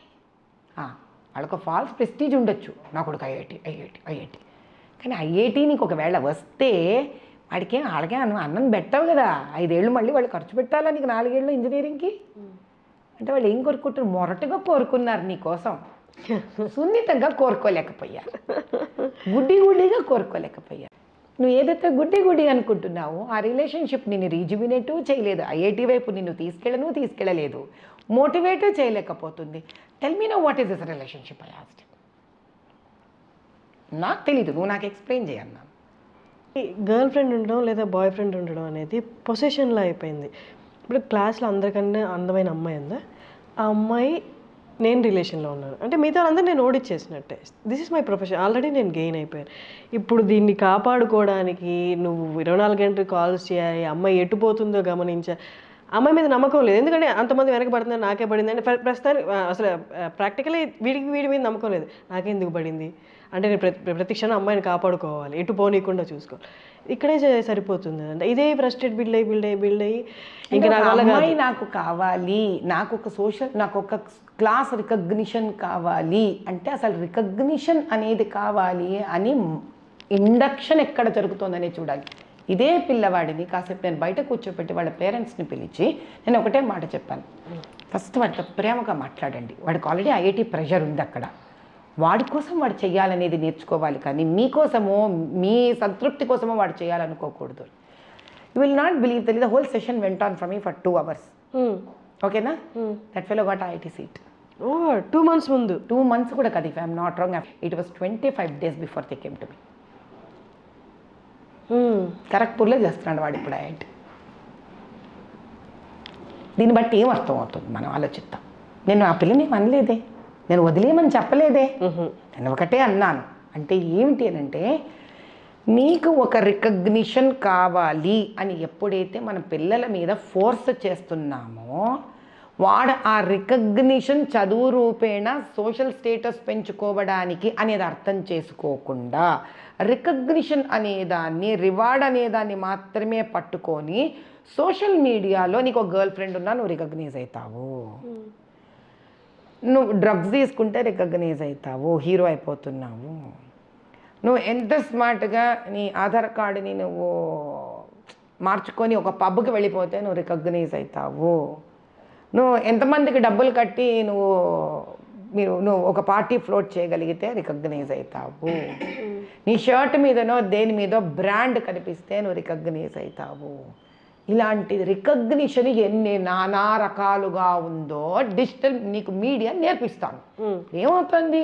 అదే మనం ఇంట్లో రికగ్నిషన్ ఈజ్ నాట్ ఇంపార్టెంట్ అనేది మీరు చిన్నప్పటి ఇండక్ట్ చేస్తూ వెళ్ళారనుకోండి, he would want be one amongst the common. Yeah. ఇలా ఒక ఇల్లు కాకుండా పేరెంట్స్ అందరికి ఉద్యమంగా తీసుకొని మా పిల్లలు రికగ్నైజ్ అవ్వక్కర్లేదు, చక్కగా చదువుకుంటే చాలు, ఇంటికి వచ్చి కంటెంట్ వీళ్ళకి బుర్రకు వెళ్ళిందా లేదా కావాలి, కాన్సెప్ట్లో వీళ్ళు స్మార్ట్గా ఉన్నారా లేదా కావాలి, ఇది కావాలి అని తెలుసుకొని క్లారిటీ ముందు పేరెంట్స్కి రావాలమ్మా. అందుకే తిరిగి మళ్ళీ నేను ఆ రైతు దగ్గరికే వెళతాను. మనం ఏం చేస్తున్నాం, మొక్కను తిట్టుకుంటున్నాం, ఒక పురుగు పట్టిందో అని. నేనేమంటున్నాను, రైతు నువ్వు ఏం చేస్తున్నావురా, మేలుకో మేలుకో మేలుకో అంటున్నాను. రైతే కదా విత్తనం వేసి దాని నాకంటే ముందు నా పిల్లలు ఇలా ఎదుగుతున్నారమ్మా. పిల్లవాడికి ఎలా తెలుస్తుంది వాడు ఎలా ఎదుగుతున్నాడు? He is not himself an observer of his or her life. As a parent I'm an observer of his life or her life. His అంటే జనరల్ యూసేజ్ ఫర్ జెండర్ అంతే. వాళ్ళ జీవితాన్ని వాడు అబ్జర్వ్ చేయట్లేదు, మేము అబ్జర్వ్ చేస్తున్నాం. మేమెంత మమ్మల్ని మేము మార్చుకోగలము అనేది important. End of the day ఒకే ప్రశ్న వేస్తాను తల్లి, అసలు విద్యను కొనుక్కోవడం ఏంటమ్మా? విద్యార్థి విద్యను కొనుక్కోవడం ఏంటి? మెడికల్ సీట్స్ కానీ, ఇంజనీరింగ్ సీట్స్ కానీ, ఎంబీఏ సీట్స్ కానీ కొనుక్కోవడం ఏంటమ్మా? ఆ వయసునేదే సంపాదించడానికి కదా తల్లి. ఇది డబ్బు సంపాదించే వయసు కాదు, వెధవలవాట్లు సంపాదించే వయసు కాదు, రిలేషన్షిప్ సంపాదించే వయసు కాదు. ఏం సంపాదించే వయసు అది? విద్యను తనకు తాను సంపాదించే వయసు. అది మనం కొనియడానికి రెడీ అయిపోయినందుకు మీతంతా సంపాదిస్తున్నారు వాళ్ళు. బా డూ అండర్స్టాండ్? తెలియకుండానే ఏ వర్ల్పూల్కి వెళ్ళిపోతున్నారా వాళ్ళు? అది ఎలా సంపాదించాలి? మరి కాంపిటీషన్ పెరిగిపోతోంది కదా. ఎటువంటి బుర్ర దాన్ని సంపాదించగలుగుతుంది? శాంతంగా ఉన్న బుర్ర దాన్ని సంపాదించగలుగుతుంది. ఎటువంటి బుర్ర మరి శాంతంగా ఉంటుంది? ఈరోజు మీకు తెల్లతోలు ఉన్నవాడు యోగా అంటే నచ్చుతోందా? ఈరోజు తెల్లతోలు వాడి మెడిటేషన్ అంటే మీకు నచ్చుతోందా? తెల్లతోలు వాడు ఇప్పుడు ఈరోజు హరే రామ హరే కృష్ణ అంటే మనకి నచ్చుతుందా? అదే ఇంట్లో రాముడో ఏ కృష్ణుడో ఏ అమ్మవారో ఏ పూజనో ఒక దీపం పెట్టడం అనేది ఇంట్లో వాళ్ళు ఇండ్యూస్ చేసుకోరు. Today it has become a big fashion. Yoga sessions fashion, meditation fashion. ఏంటి మెడిటేషను? ఒక కళ్ళు మూసుకొని ఒక 10 నిమిషాలు కూర్చుంటే ఇలాంటి మెడిటేషనా? మీరు వెంటనే కళ్ళు మూసుకోండి, మీకు తలలో వద్దన్నవన్నీ తిరుగుతాయి మీకు. అదే నేను కళ్ళు మూసుకుంటే నాకు తెల్లగా నా శివలింగం కనిపిస్తుంది. నాకు ఎలా వస్తుంది ఇది? కూర్చోపెట్టాలి పిల్లల్ని, వాళ్ళతో పాటు మనం సాధన చెయ్యాలి. Nobody is learned on this earth. నేను లర్నర్డ్ కాదు, నా పిల్లలతో పాటు నేర్చుకున్నాను. నేను వాళ్ళతో పాటు కూర్చున్నాను. నేను వాళ్ళకి పూజ నేర్పించుకుంటూ నేను నేర్చుకున్నాను. వాళ్ళకి శ్లోకాలు నేర్పించుకుంటూ మళ్ళీ బై హార్ట్ చేసుకున్నాను. వాళ్ళకి టేబుల్స్ నేర్పించుకుంటూ నేను టేబుల్స్ నేర్చుకున్నాను. వాళ్ళకి రామాయణ భారత కథలు చెప్పుకుంటూ నేను కథలు నేర్చుకున్నాను. ప్రశ్నించడానికి స్వేచ్ఛగా వదిలాను. ఇది ఆ good time between parent and child. ఏది చెప్పండి మీరు? అది ఏ రోజైతే సనాతన ధర్మం ప్రకారం తిట్టుకుంటారు పిల్లలు, సనాతన ధర్మం అంటే పెద్ద పెద్ద పనులు చెప్పనమ్మా ఎవరికి. తల్లి తండ్రి పిల్లలు నాన్నమ్మ తాతయ్యలు అమ్మమ్మలు తాతలు కూర్చొని చక్కగా ఒక స్టోరీ టెల్లింగ్ టైం సనాతన ధర్మం. అంటే అంత సింపుల్ అది. బట్ ఇప్పుడు మంచి చెప్పేవాళ్ళు ఏ మతం అన్న చూసి వాళ్ళు మంచి తీసుకోవాలా వద్దా అన్న స్టేజ్కి వెళ్ళిపోయింది. ఈ అంత భయంకరమైన స్టేజ్లో ఉంది. ఇప్పుడు మీరు మాట్లాడుతున్నా నాకు తెలిసి తీసుకునే వాళ్ళు చక్కగా తీసుకుంటారు. ఫస్ట్ ఆవిడ కట్టుబొట్టు, ఆవిడ ఆ మతం కదా, నేను ఈ మతానికి సంబంధించిన నేను ఈ మంచి తీసుకోను, నా బుక్స్ వేరే కానీ ఏ మతం చెప్తున్నదైనా ఒకటే కదా. అంటే దీనికి ఒక ప్రత్యేకత ఉంది తల్లి. అన్ని మతాలు ఒకటి చెప్పట్లేదు. ఓ వాళ్ళు నేను ఖురాన్ చూశాను, ఓ వాళ్ళు బైబిల్ చూశాను. స్త్రీని ఉన్నతోన్నతమైన స్థానంలో కూర్చోబెట్టింది కేవలం హైందవత్వం ఒకటి. ఒక చిన్న విషయం చెప్తాను. మీరు రాధాకృష్ణుల బొమ్మ చూశారు, ఎక్కడైనా మీరు రాధకి ముసుగు చూసారా? లేదు. పార్వతీ పరమేశ్వర్ల బొమ్మ చూశారు, ఎక్కడైనా పార్వతీదేవికి ముసుగు చూసారా మీరు? అసలు మనకి గూంగట్ ఎక్కడుందమ్మా? ఘోష ఎక్కడుంది మనకి? ఎప్పుడు స్త్రీని మనం దాచలేదు. ఓకే. పరపాలనలో ఆవిడని కాపాడుకోవడానికి మనకు పట్టిన దౌర్భాగ్యం అది. అందుకే నార్త్ ఇండియాలో పాపం కాపాడుకోలేక మీకు పరదా సిస్టమ్ అటు వచ్చింది. మీకు సౌత్ ఇండియాలో పరదా సిస్టమే లేదు అట్లా. No, we don't have. మనది చాలా ఉన్నతమైన స్థానం. మనది రిలీజియన్ కాదు తల్లి, మనది జీవన విధానం. ఎందుకు మీకు ఒక ప్రశ్న వేస్తా. మనకి రామరాజ్యం, రాముడు దేవుడు మనకి. ఎందుకు ఆయన దేవుడు? తల్లిదండ్రుల మాట విన్నాడు కాబట్టి, అహింసను పాటించాడు కాబట్టి, స్నేహితుడికి అండగా నిలబడ్డాడు కాబట్టి, ధర్మపాలన చేశాడు కాబట్టి ఆయన రాజు మనకి. అధర్మంగా ఎవడి తలని నరకడం గురించి మాట్లాడాడు ఆయన కాబట్టి. కృష్ణుడు ఎందుకు? ఎవరైతే నిజం మాట్లాడారో, ఎవరైతే పాండవులయ్యారో వాళ్ళతో నిలబడ్డాడు కాబట్టి. శత్రువు అధర్మపాలుడైన ధర్మరాజు మన దుర్యోధను తాను ముందు వచ్చినా అడిగిన వెంటనే తాను అడిగింది తనకిచ్చేశాడు కాబట్టి. సత్యం కోసం, ధర్మం కోసం ఆఖరి వరకు నిలబడ్డాడు కాబట్టి. మళ్ళీ ఆయన రాజే, ఆయన ధర్మపాలనే చేశాడు. ఆయన ధర్మరాజు నిజమే మాట్లాడాడు, నిజం కోసం ఎంత దూరమైనా వెళ్ళాడు. అంటే ఒక సాటిస్ఫాక్షన్, 5 ఊళ్ళు ఇచ్చినా చాలన్నాడు. అంటే హైందవత్వం మనకు నేర్పించేది ఏంటి అని అంటే, ఎంతసేపు ఎవరిని దూషించదు హైందవత్వం. ఈ మతం తప్పు, ఆ మతం తప్పు, ఆ మతం తప్పు, ఈ మతం తప్పు, ఈ మతం వాడు కనిపిస్తే ఇది నువ్వు చంపితేనే నీకు పుణ్యస్థానాలు దక్కుతాయి. నేను ఎక్కడ వినలేదే. మరి నేనైతే హైందవత్వం, మీరు విన్నారా ఈ రోజన్నా? కానీ బలులు అవి చేస్తారు కదమ్మా. ఆ స్టోరీ వేరు తల్లి. ఇప్పుడు అది ఎలా ఉంటుంది అని అంటే, ఇప్పుడు ఒక వెజిటేరియన్ని నాన్ వెజిటేరియన్ని పట్టుకున్నావు అనుకో, ఇప్పుడు నాన్ వెజిటేరియన్ తినేవాడు బలి చేస్తున్నాడు, వాడు బాధపడతాడు. ఇప్పుడు భక్త అంటే నేను అది ఆహారం గురించి మాట్లాడట్లేదు. మెయిన్ ఏంటి అంటే, బలిచ్చేది నేను చేసిన పాపాలకి ఇంకొక ప్రాణాన్ని బలిస్తే నా పాపాలు పోతాయి. వాళ్ళకున్న ఇగ్నరెన్స్ తల్లి, అది వాళ్ళ ఇగ్నరెన్స్. అదే కదా వాళ్ళ కొండ జాతి, వాళ్ళ జీవన విధానం అదమ్మా. ఒక్కరి జీవన విధానం అది. ఆ జీవన విధానానికి అదే నువ్వు ఆ కొండ జాతి వాళ్ళని తీసుకొచ్చి నువ్వు అద్భుతంగా నువ్వు చదువు ఇవన్నీ నేర్పించి, నువ్వు హైందవ ధర్మం ఏదో నేర్పించి వాళ్ళకి వేదోక్తంగా వాళ్ళకి తర్వాత మనము చాలా శాంతి రూపేణ చాలా పాటించేసాం. మనం ఏవి బలులు ఇవ్వకూడదు, జీవహింస చెయ్యకూడదు. అది ఇండ్యూస్ చేసిన తర్వాత he will not go back there. It is about how much he is exposed to the softer side and the non-violent side of Hinduism. అంతే కదా. ఇప్పుడు ఎవరికి ఎంత, ఇప్పుడు మనం ఉంటాం తల్లి సింపుల్గా. ఇప్పుడు ఆ రోడ్డు మీద జిలేబీలు అమ్ముతుంటాడు, దాని మీద ఈగలు ముసురుతాయి, నువ్వు కొనుక్కొని తినగలవా? ఇక్కడ చిన్న బీద పిల్లాడు ఉన్నాడు అనుకో, నువ్వు 10 రూపాయలు పరిగెత్తుకెళ్ళి అక్కడ కొనుక్కొని తింటాడు. దాన్ని మనం వేలెత్తి చూపించలేము దాన్ని మనం వాళ్ళకి అంటే ఇప్పుడు ఇంత పెద్ద ప్రపంచంలో మనం హైందవత్వంలో దాన్ని సంపూర్ణంగా నేర్చుకున్నవాడు ఎదిగిపోయి ఉంటాడు. కానీ ఒక మోస్తరు ఆలోచన విధానంలో వాడి మాట తీరు నెమ్మదిగా ఉంటుంది. అదే పాపం బస్తీలలో అక్కడ ఉన్నవాడు, వాడికి ప్రేమ చాలా ఉంటుంది కానీ వాడి మాట మొరటుగా ఉండదు. ఇది అంతే. కాలరూపేణ మనం వాళ్ళని శాంతి రూపేణ ఇటుపక్కన హైందవత్వానికి ఉన్న ధర్మ వైపు కానీ, దానికి ఉన్న శాంతి రూపం వైపు కానీ, అహింస రూపం వైపు కానీ వాళ్ళని కన్నా మలచగలిగితే వాళ్ళు శాంతపడిపోతారు. That is totally different. అంటే అది కాదు నేను అంటున్నది. నేను చెప్పేది ఏంటి అని అంటే, హైందవ ధర్మంలో గొప్పతనం ఏంటంటే, తల్లిదండ్రులు మనల్ని పెంచుతారు, మనం వాళ్ళని చూసుకుంటాం. స్త్రీని మనం గౌరవించాలి, అటువంటి స్త్రీ మన ఆలనా పాలన చూసుకుంటుంది. మనకు గురువు విద్య నేర్పిస్తారు, అటువంటి గురువుకు మన గురుదక్షిణ రూపంలో జీవితంలో మనం రిటర్న్ వాళ్ళకంటూ ఒక సేవ రూపంలో ఏదో రూపంలో చెయ్యాలి. దేశం మనని ఉద్ధరిస్తుంది, మనం దేశానికి తిరిగి ఏమి ఇవ్వాలి. ఇలాంటిది there is a very balanced give and take story ఇక్కడ. ఇది ఎందుకు డిస్టర్బ్ అయ్యింది అని అంటే, ఇంత సుభిక్షంగా స్టేబుల్ స్టోరీ ఉన్న భారతదేశాన్ని బంగారు భారతదేశం, అదే కదా పాప నరేంద్ర మోదీ గారు తప్పన పడిపోతున్నారు మళ్ళీ తీసుకొని రావాలి అని. ఆయన కష్టపడేదంతా ఇదే. మనం ఏదో ఆయన హైందవత్వమో ఇవన్నీ వేరే ట్యాగ్స్ ఇవ్వడం, it is not a right thing.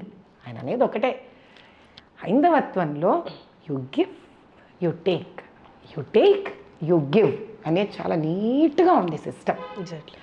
అది ఎప్పుడైతే మనం అవలంబిస్తామో తిరిగి, you all become normal and we calm down by our life standards. Calm down అన్నారు కాబట్టి నాకు ఇక్కడ ఒక క్వశ్చన్ అమ్మ. పూర్వం నుంచి భక్తి డివోషన్ అనేది మెడిటేషన్ రూపంలో, నిన్ను నువ్వు మార్చుకునే రూపంలో, నువ్వు ఎంత కఠినంగా తపస్సు చేసి ఎంత నువ్వు క్లీన్గా ఉంటావు అన్నది. కానీ రాను రాను ఏమైపోయిందంటే, ఇంత డబ్బులు పెట్టి ఈ దర్శనం బుక్ చేసుకొని ఆ గుడికి వెళ్ళి వచ్చామా, అది కూడా తోపుల ఆట, అక్కడ కూడా వాడిని గుద్దుకోవడం వీడిని గుద్దుకోవడం, నేను నాకు ముందుకు వెళ్ళాలి అని. ఇక్కడ డివోషన్ ఎక్కడుందమ్మా? మిమ్మల్ని దీనికి ఒక ఆన్సర్ ఇస్తాను మీకు. ఇప్పుడు శ్యామశాస్త్రి గారు ఉన్నారు, త్యాగరాయ స్వామి ఉన్నారు, వీళ్ళందరూ వాగ్గేయకారకులు. అంటే అప్పటికప్పుడు చకచకచకని పాటలు రాసేసేవారు. త్యాగరాయ స్వామి రామచంద్రుడు ఆయన ఇంట్లోనే కనిపించేశాడమ్మా ఆయనకి. ఫస్ట్ ఆఫ్ ఆల్ అంటే క్షేత్రాలకు తిరగద్దు అనట్లేదు నేను. అంటే మన సంవత్సరం అంతా ఏదో చేసేసి మన సంవత్సరానికి ఒకసారి 6 నెలలకు ఒకసారి ఒక క్షేత్రానికి వెళ్ళి అక్కడ దర్శించేసుకుంటే మన పాపాలు వెళ్ళిపోతాయేమో అనే ఒక ఈ ట్రాన్సాక్షన్ యాటిట్యూడ్ వచ్చింది చూడండి. అది ఎక్కడ మొదలైంది అయి ఉంటుంది అంటారు? ఎక్కడ మొదలయ్యి ఉంటుంది, ఇది మీరు కూడా నాకు ఒక పెద్ద ప్రశ్నే వేశారు నిజంగా చెప్పాలంటే. నా ఉద్దేశం ఏమిటి అని అంటే, ఇది తప్పో ఒప్పో మళ్ళీ ప్రేక్షకులు విన్న వాళ్ళు తిరిగి మళ్ళీ మన వరకు రావాలి. మనిషికి కాలం అనేది వాళ్ళ దగ్గర తగ్గిపోయేసరికి, కాలం తగ్గిపోవడం అంటే ఏంటి, ఇప్పుడు మన కోరికలు పెరిగాయి, మన అవసరాలు పెరిగిపోయాయి. గౌతమ్ బుద్ధ గారు అన్నట్టు Dzire is the root cause of pain అని. ఇప్పుడు ఇదివరకు ఏముండేదమ్మా, శుభ్రంగా నిదానంగా 6 ఏళ్ల వరకు పిల్లల్ని స్కూల్లో వేసేవాళ్ళు కాదు, కొంచెం ఇంట్లో పెద్ద బాల శిక్ష నేర్పించేవాడు. సో పొద్దున్నే లేచి పూజా పునస్కారం చేసుకొని నిదానంగా దీపం పెట్టుకొని కాస్త వంట చేసుకొని అలా భర్త తిని ఆయన పాటికి ఆయన వెళ్ళిపోతే కాస్త పిల్లలకు పెట్టుకొని the day and the schedule use to be a very relaxed schedule. అటు భర్తకు కానీ భార్యకు కానీ వీళ్ళు కూడా వెళ్ళేవాళ్ళు, సహాయ సహకారాలు అందించేవాళ్ళు వాళ్ళ ఆక్యుపేషనల్ లైఫ్స్లో. ఇప్పుడు ఏమవుతుంది, మీకు రాత్రి వంట ఫ్రిడ్జ్లో పెట్టుకొని పొద్దున తినే పరిస్థితి ఉందా లేదా చెప్పండి? 100% ఉంది. ఇక దేవుడికి టైం ఎక్కడుంది తల్లి? ఇప్పుడు మరి దేవుడిని కూడా మీరు పైలప్ చేస్తున్నారా లేదా? చేసి ఏం చేస్తున్నారు, బాబు నేను ఒక్కసారి సెలవు పెట్టుకుంటాను, తిరుపతికి వస్తున్నాను, ఏం చేస్తావో చేయ, మొత్తం క్లియర్ ఆఫర్ ఇస్తున్నారు. మనం దేవుడికి ఆఫర్ త్రో చేస్తున్నాం. అదే నేను అంటున్నాను, expectations from life. what do you have to expect from life? You have to expect from life knowledge. You have to expect from life a satisfaction. You have to expect from life to grow wiser. డబ్బు, ఎంత డబ్బు ఉన్నవాడికి కూడా మళ్ళీ డబ్బు కావాలమ్మా. So అది ఏం పెద్ద డబ్బులు ఉన్నవాడు తృప్తిగా ఉన్నాడని అనుకోకండి, లేదు. కానీ ఎవరికి తృప్తి ఉంటుందంటే, నేనుగా ఏమి సాధించాను, ఎటువంటిది, నశ్వరము కానిది, నాశనము కానిది, నాకు నేనుగా ఏం సాధించాను. ఒక కొత్త విద్యనా, ఒక సంగీతమా, ఓ భక్త, ఒక కాన్సెప్ట్గా సబ్జెక్ట్లో ఒక నెక్స్ట్ లెవెలా, నేను ఒక బెస్ట్ ఫోటోగ్రాఫర్నా, నేను అథ్లీట్నా, నా అంతకు నేను ఏది నాకు చేతనేనంత వరకు వెళ్ళి చూశాను అని ఒకటి సాధించండి. ఆ డబ్బు మీకు తృణప్రాయంగా కనిపిస్తుంది. ఆ తర్వాత a person should have a reason and cause for his birth కదమ్మా. నిన్న ఐటీ ఉద్యోగానికి మనం ఏదో ఇంజనీరింగ్ చేసేసి ఒక ఐటీ ఉద్యోగం తెచ్చుకొని ఒక డబ్బా ముందు పొద్దుటి నుంచి రాత్రి దాకా ఒకటే పని చెయ్యడానిక ఇంత మానవ జన్మ.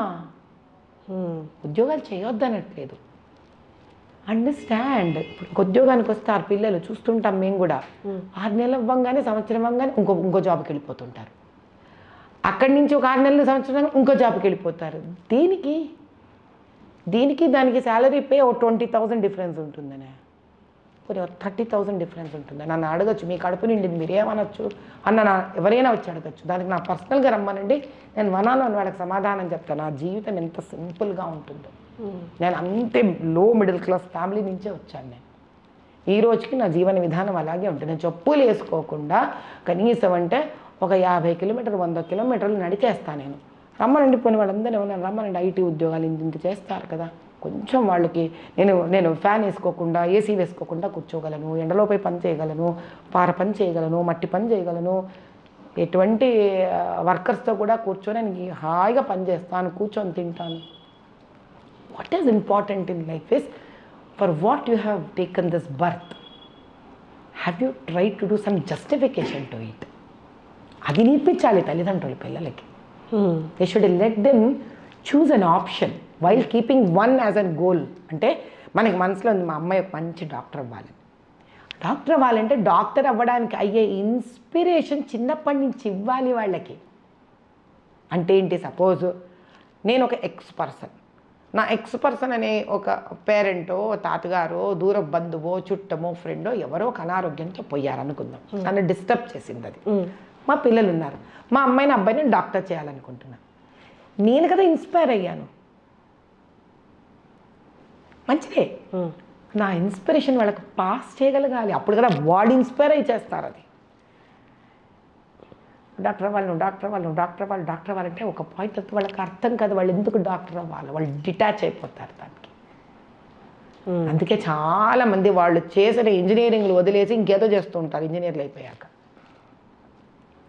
డాక్టర్లు యూజువల్లీ ఇన్స్పైర్ అయ్యి చేస్తారు. అది కాకుండా చేసిన వాళ్ళు చాలా రొటీన్ లైఫ్స్లో వెళ్ళిపోతారు కమర్షియల్గా. But in fact doctors life is meant to get in to research every day in to medical industry. Basic point ఏంటి అంటే ఇక్కడ పిల్లలకి ఏదైనా ఇన్స్పైర్ అయ్యి ప్రశాంతంగా చెయ్యడం అనేది నేర్పించాలి, వాళ్ళకి పాత చూపించగలగాలి. ఎలా తెలుస్తుందని, వాళ్ళకు ఒక దానాలు, ఒక బర్త్డేకి పిల్లల్ని తీసుకెళ్ళి కొట్టు క్యాన్సర్ హాస్పిటల్, కొట్టు నీలోఫర్ హాస్పిటల్, ఎలా ఉంటారు పాపం పిల్లలు. అది నిజం కాదా, అది బాధ కాదా? మరి మన ఇంట్లో పనిచేస్తారు ఎంతమంది ఆడవాళ్ళు మగవాళ్ళు, వాళ్ళ పిల్లలు ఉంటారు. మా పిల్లలు అలా ఇంటరాక్ట్ అయ్యేవాళ్ళు పుట్టినరోజు నాడు మీకు అన్ని రోజులలో. మదర్ తెరీసా హోమ్కి తీసుకెళ్ళేదాన్ని చిన్నప్పుడంతా. అది మా రూల్ ఇంట్లో. వాళ్ళు పోయి వాళ్ళ చేతులతో ముసలి వాళ్ళకి కానీ బీద వాళ్ళకి కానీ వాళ్ళ చేతులతో పంచాలి వాళ్ళకి. They should know the reality of this world. మనం మెడికల్ గురించి మాట్లాడుతున్నాం కాబట్టి, మీరు విరించి గ్రూప్ ఎండి కాబట్టి నాకు ఈ క్వశ్చన్ ఇప్పుడు బాగా వినిపిస్తున్న క్వశ్చన్ ఏంటి అంటే, అసలు అలోపతి అనేది ఇప్పుడు మనం డైలీ తీసుకున్న మెడిసిన్ కూడా దీర్ఘకాలికంగా అలా ప్రొలాంగ్గా తీసుకుంటూ వెళ్తే అవి కొత్త సమస్యలనే తీసుకొస్తాయి. కానీ మన పూర్వం ఏదైతే ఉందో, ఏదైతే అప్రోచ్ ఉందో టువర్డ్స్ మెడిసిన్, మన ఆయుర్వేదం ఏదైతే ఉందో అదే కరెక్ట్. ఇది దీర్ఘంగా వెళ్తే ఒక పార్ట్ని సాల్వ్ చేయబోయి, ఒక సమస్యని సాల్వ్ చేయబోయి డిసీజ్ని ఇంకొన్ని తెచ్చుకుంటున్నాం అన్నది. మీకు తెలుసో తెలీదో, మన ఇండ్లల్లో పసుపు వేయడం, ఇంగువ వేయడం, సొంటి వాడడం చాలా కామన్. సొంటి అంటే తెలుసా తల్లి, ఎండిపోయిన అల్లం. దాని తర్వాత పిల్లలు కానీ పెద్దలు కానీ దాన్ని ఫ్యాషన్గా ఫీల్ అవ్వలేదు. కానీ ఈరోజు మీకు పసుపు తెల్లవాడు పేటెంట్ చేసుకున్నాడు. Yes, turmeric has been patented. మీకు సొంటి పేటెంట్ అయిపోయింది. అంటే మీరే మిల్లి మీరకు బియోలాగా, వాడు మియోలాగా, అంటే మన దేశాల్లోకి వచ్చి. కానీ ఇప్పుడు మనం ఏం చేస్తాము, కర్క్యూమిన్ అని మన దీనికి టర్మరిక్ క్యాప్సూల్స్ వాడుతున్నాం. నేను ఇప్పుడు టర్మరిక్ క్యాప్సూల్స్ వస్తాయి, మీకు ఒక రోజులో ఇన్ని గ్రాము పసుపు మీ శరీరంలోకి వెళితే it's a very good antiseptic. మనం పొద్దున్న వేస్తే వంటల్లో వేసేదే అది కదా. అందుకే ఇదివరకు ఏం చేసేవాళ్ళు, కాస్త దగ్గొచ్చినా ఇబ్బంది వచ్చినా కాస్త వేడి పాలల్లో ఇంత పసుపు వేసి చిటికడి మిరియాలు నూరి ఇచ్చేవాళ్ళు. మీరు ఇప్పుడు అదే పాలు ఎవరికైనా ఇవ్వండి పిల్లలకి, వాళ్ళకి ఫ్యాషన్ కాదు. కానీ ఇదే మీరు క్యాప్సూల్ ఫామ్లో మీరు ఒక డాక్టర్తో రాయించివ్వండి, వాళ్ళు తీసేసుకుంటారు. ఎందుకని? పెద్దవాళ్ళతో సహా చేస్తారు ఈ పని. అంటే పెద్దవాళ్ళు అంటే కొంచెం అబౌవ్ 45-50 ఇయర్స్ వాళ్ళు కాదు, ఈ కొంచెం మిడిల్ ఏజ్ వాళ్ళు గ్రూప్ వాళ్ళందరూ. ఈవెన్ ఈ 40-45 కూడా మిడిల్ ఏజే వచ్చాయి, 50 కూడా మిడిల్ ఏజ్. అందరూ యంగే, అందరూ యంగ్ ఉండేయడానికి రానా రకాలు వచ్చేసింది. కాబట్టి ఏంటి అని అంటే పొరిగింటి పుల్లకూర రుచి. వాళ్ళ ఉద్దేశంలో ఏమిట్రా అనంటే తెల్లవాడు ఏదో సైన్స్ని చాలా దూరం వెలగబెట్టేశాడు, మనం ఏదో చాలా దాన్ని మన ఆయుర్వేదం కానీ ఏదైనా మనకి పెద్ద ప్రూఫ్ ఆఫ్ లెబారెటరీ రికార్డు లేదు అని ఒక భావన. దీనికి గవర్నమెంట్ కూడా కొంత వర్క్ చేయాలి. ఎందుకంటే ఇప్పుడు మార్పు అనేది ఆలోచనలో వచ్చినప్పుడు మనం దాంతోపాటు మనము కొంత మారాలి తల్లి. We have to. సో ఆయుర్వేదం now should undergo laboratory experiments. ఇప్పుడు మన వేదాలలో ఆయుర్వేదం, దట్స్ హెల్త్ వేదం. ఆయుర్వేదాన్ని ఒక కాలంలో జర్మన్స్ తీసుకెళ్ళిపోయి మన దగ్గర నుంచి వాళ్ళు దాన్ని డీకోడ్ చేసుకొని తద్వారా వాళ్ళు చాలా నేర్చుకున్నారు మెడికల్ పరంగా కూడా. కానీ మన దగ్గర ఈ స్టాటిస్టిక్స్ లేదు ఎక్కడ. We don't have this record anywhere. వాళ్ళు పుస్తకాలు వాళ్ళే రాశారు. హోమియోపతి కూడా జర్మన్సే రాశారు. మన దగ్గర ఉన్న ఇన్ఫర్మేషన్ చాలా it has been understood by them.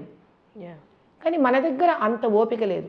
ఇదే ఆయుర్వేదం వేద రూపంలో ఉన్నది, మనం కూర్చొని ఆ వేద సంస్కృతాన్ని నేర్చుకొని వేదిక సాంస్క్రిట్ని నేర్చుకొని వర్డ్ టు వర్డ్ డీకోడ్ చేసి మన దగ్గర మన ముందు నుంచి ఎలా వచ్చామో వచ్చాం వేదం నేర్చుకుంటూ. కానీ దీన్ని ఇప్పటికైనా ఈ new English new technology generation ఏదైతే వస్తున్నారో, అందుకే కదా మోదీ గారు ఏం ప్రయత్నం చేస్తున్నారు, Sanskrit he wanted to include in as a language, as a compulsory language. ఆయన ఏం చేసుకుంటారు ఇంక్లూడ్ చేసి చెప్పండి ఇప్పుడు.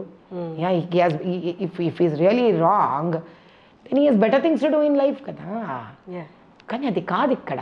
మన సనాతన ధర్మము వేదాలు ఏవైతే ఉన్నాయో మనం దాన్ని ఫస్ట్ అండర్ ఎస్టిమేట్ చేయకుండా ఈ సో కాల్డ్ ఐఐటియన్స్ కానీ ఎయిమ్స్లో చదువుతున్న డాక్టర్స్ కానీ లేకపోతే మీకు R&D రీసెర్చ్లను బయోటెక్నాలజీ వాళ్ళు కానీ ఎక్కడో వాళ్ళు వేదాలను కూడా లిఫ్ట్ చేసి they should start decoding it exactly and understand it within English and allopathy perspective. Exactly see where is the void, gaps ఎక్కడున్నాయో తెలుసుకోవాలి.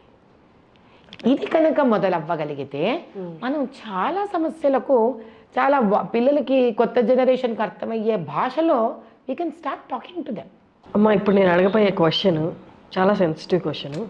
ఇంతకు ముందు నుంచి నాకు ఇది మైండ్లో ఉంది, కానీ రైట్ గెస్ట్ని అడగాలని అండ్ ఆన్సర్ కూడా దీన్ని చాలా సున్నితంగా మీరైతేనే కరెక్ట్గా చెప్పగలరని ఇప్పుడు నేను ఈ క్వశ్చన్ అడుగుతున్నాను. లివ్ ఇన్ రిలేషన్షిప్లో ఉంటున్నారు, వెళ్ళిపోతున్నారు, కానీ ఉండి బయటకు వచ్చిన తర్వాత ఆ ముద్రలు ఉంటారా అంటే వాళ్ళే ఫ్రెండ్స్గా ఉండరు, శారీరకంగా ఎక్కువగా ఒకటవుతారు. అలా 1-2 రిలేషన్షిప్స్ లివ్ ఇన్ రిలేషన్షిప్స్ తర్వాత అంటే మొత్తాన్ని ఎనర్జీలా తీసుకుంటే ఒకరు ఎనర్జీలు ట్రాన్స్ఫర్ చేసుకొని ఆ పర్సను ఇన్ని 2-3 రిలేషన్షిప్ తర్వాత శారీరక ఇంకా కూడా ఇన్వాల్వ్ అయిన తర్వాత వాళ్ళ కైండ్ ఆఫ్ ఎలా అయిపోతున్నారంటే ఒకటి చాలా మొరటుగా అయిపోయి విపరీతమైన ధోరణిలోకి వెళ్ళిపోతున్నారు, ఇంకొకటి ఏంటి అంటే డిప్రెషన్ మోడ్లోకి వెళ్ళిపోతున్నారు. ప్రేమ దాకా ఓకే, ఇప్పుడు జనరేషన్ ఎవరు ప్రేమతో ఆగట్లేదు, లివిన్లోకి వెళ్తున్నారు. లివిన్ అంటే నేను చెప్పినట్టు అది. దీని మీద మీ అభిప్రాయం చెప్పండి అమ్మా, పరిష్కారం కూడా చెప్పండి. మీకు ఫస్ట్ విషయం చెప్పిన లివింగ్ రిలేషన్షిప్లో ఉండి విడిపోయిన వాళ్ళందరికీ వాళ్ళని కనుక మనం రికార్డ్ చెయ్యట్లేదు, please open up your self personally అంటే వాళ్ళు ఎవరు రిలేషన్షిప్లో ఉండి విడిపోయి రిలేషన్షిప్కి వచ్చి విడిపోయిన వాడు ఎవరు దాని గురించి గొప్పగా మాట్లాడు. This is a truth I'm telling you. Check it out wherever you want to check it out. కానీ మనకి ఆత్మాభిమానం డాంబికం అనేది ఒకటి ఉంటుంది కదా తల్లి, దీన్ని వీళ్ళు చాలా ఇంట్రెస్టింగ్గా ఉన్నట్టు పోస్ట్ చేస్తారు. వాళ్ళకి అర్థం కానిది ఏంటంటే వాళ్ళ మీద ఒక మచ్చ పడకూడదు, మేము చాలా modern, our thinking is very great అన్న వాళ్ళ స్వార్థంలో ఎంతోమంది యంగ్స్టర్స్ తెలియకుండా వలలో ఉచ్చులో ఇరుక్కుపోతున్నారు. This is my personal request that I would want to convey to all those youngsters who have failed in living relationships. Please don't talk anything that is not fair here.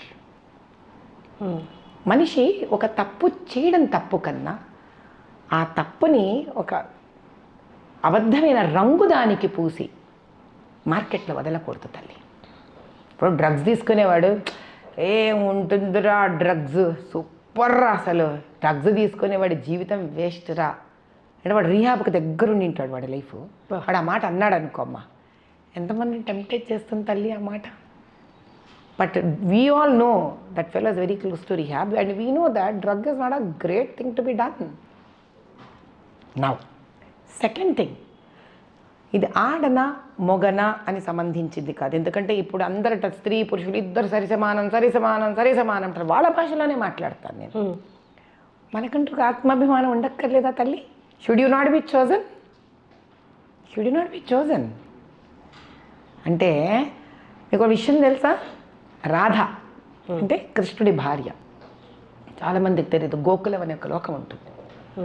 ఆవిడ కోసం బ్రహ్మ తపస్సు చేశాడు, విష్ణువు తపస్సు చేశాడు, కృష్ణుడు తపస్సు చేశాడు కొన్ని లక్షల కోట్ల సార్లు. అప్పుడు కృష్ణుడు గెలిచి సంపాదించుకున్నాడు ఆవిడ్ని. అంటే అంత తపస్సుకి దొరికింది రాధ. అంటే స్త్రీ అలా గొప్పతనం అమ్మా అది. వాడికి పడితే వాడికి అలా మనం అవైలబుల్గా ఉండగలమా? ఉండొచ్చా? లవ్ అన్నా, ఫిజికల్ రిలేషన్షిప్ అన్నా, it is not just a mere requirement of body, it is beyond that. అందుకే మన దగ్గర మ్యారేజ్ అనే ఇన్స్టిట్యూషన్ ఎందుకు పెట్టాం మనం? మనకి వేరే ఏతర ప్రాణులకు వ్యత్యాసం ఉంది కాబట్టి, ఆ ప్రేమానురాగాల నుంచి, ఆ బంధం నుంచి ఏర్పడే వాళ్ళే పిల్లలు కాబట్టి.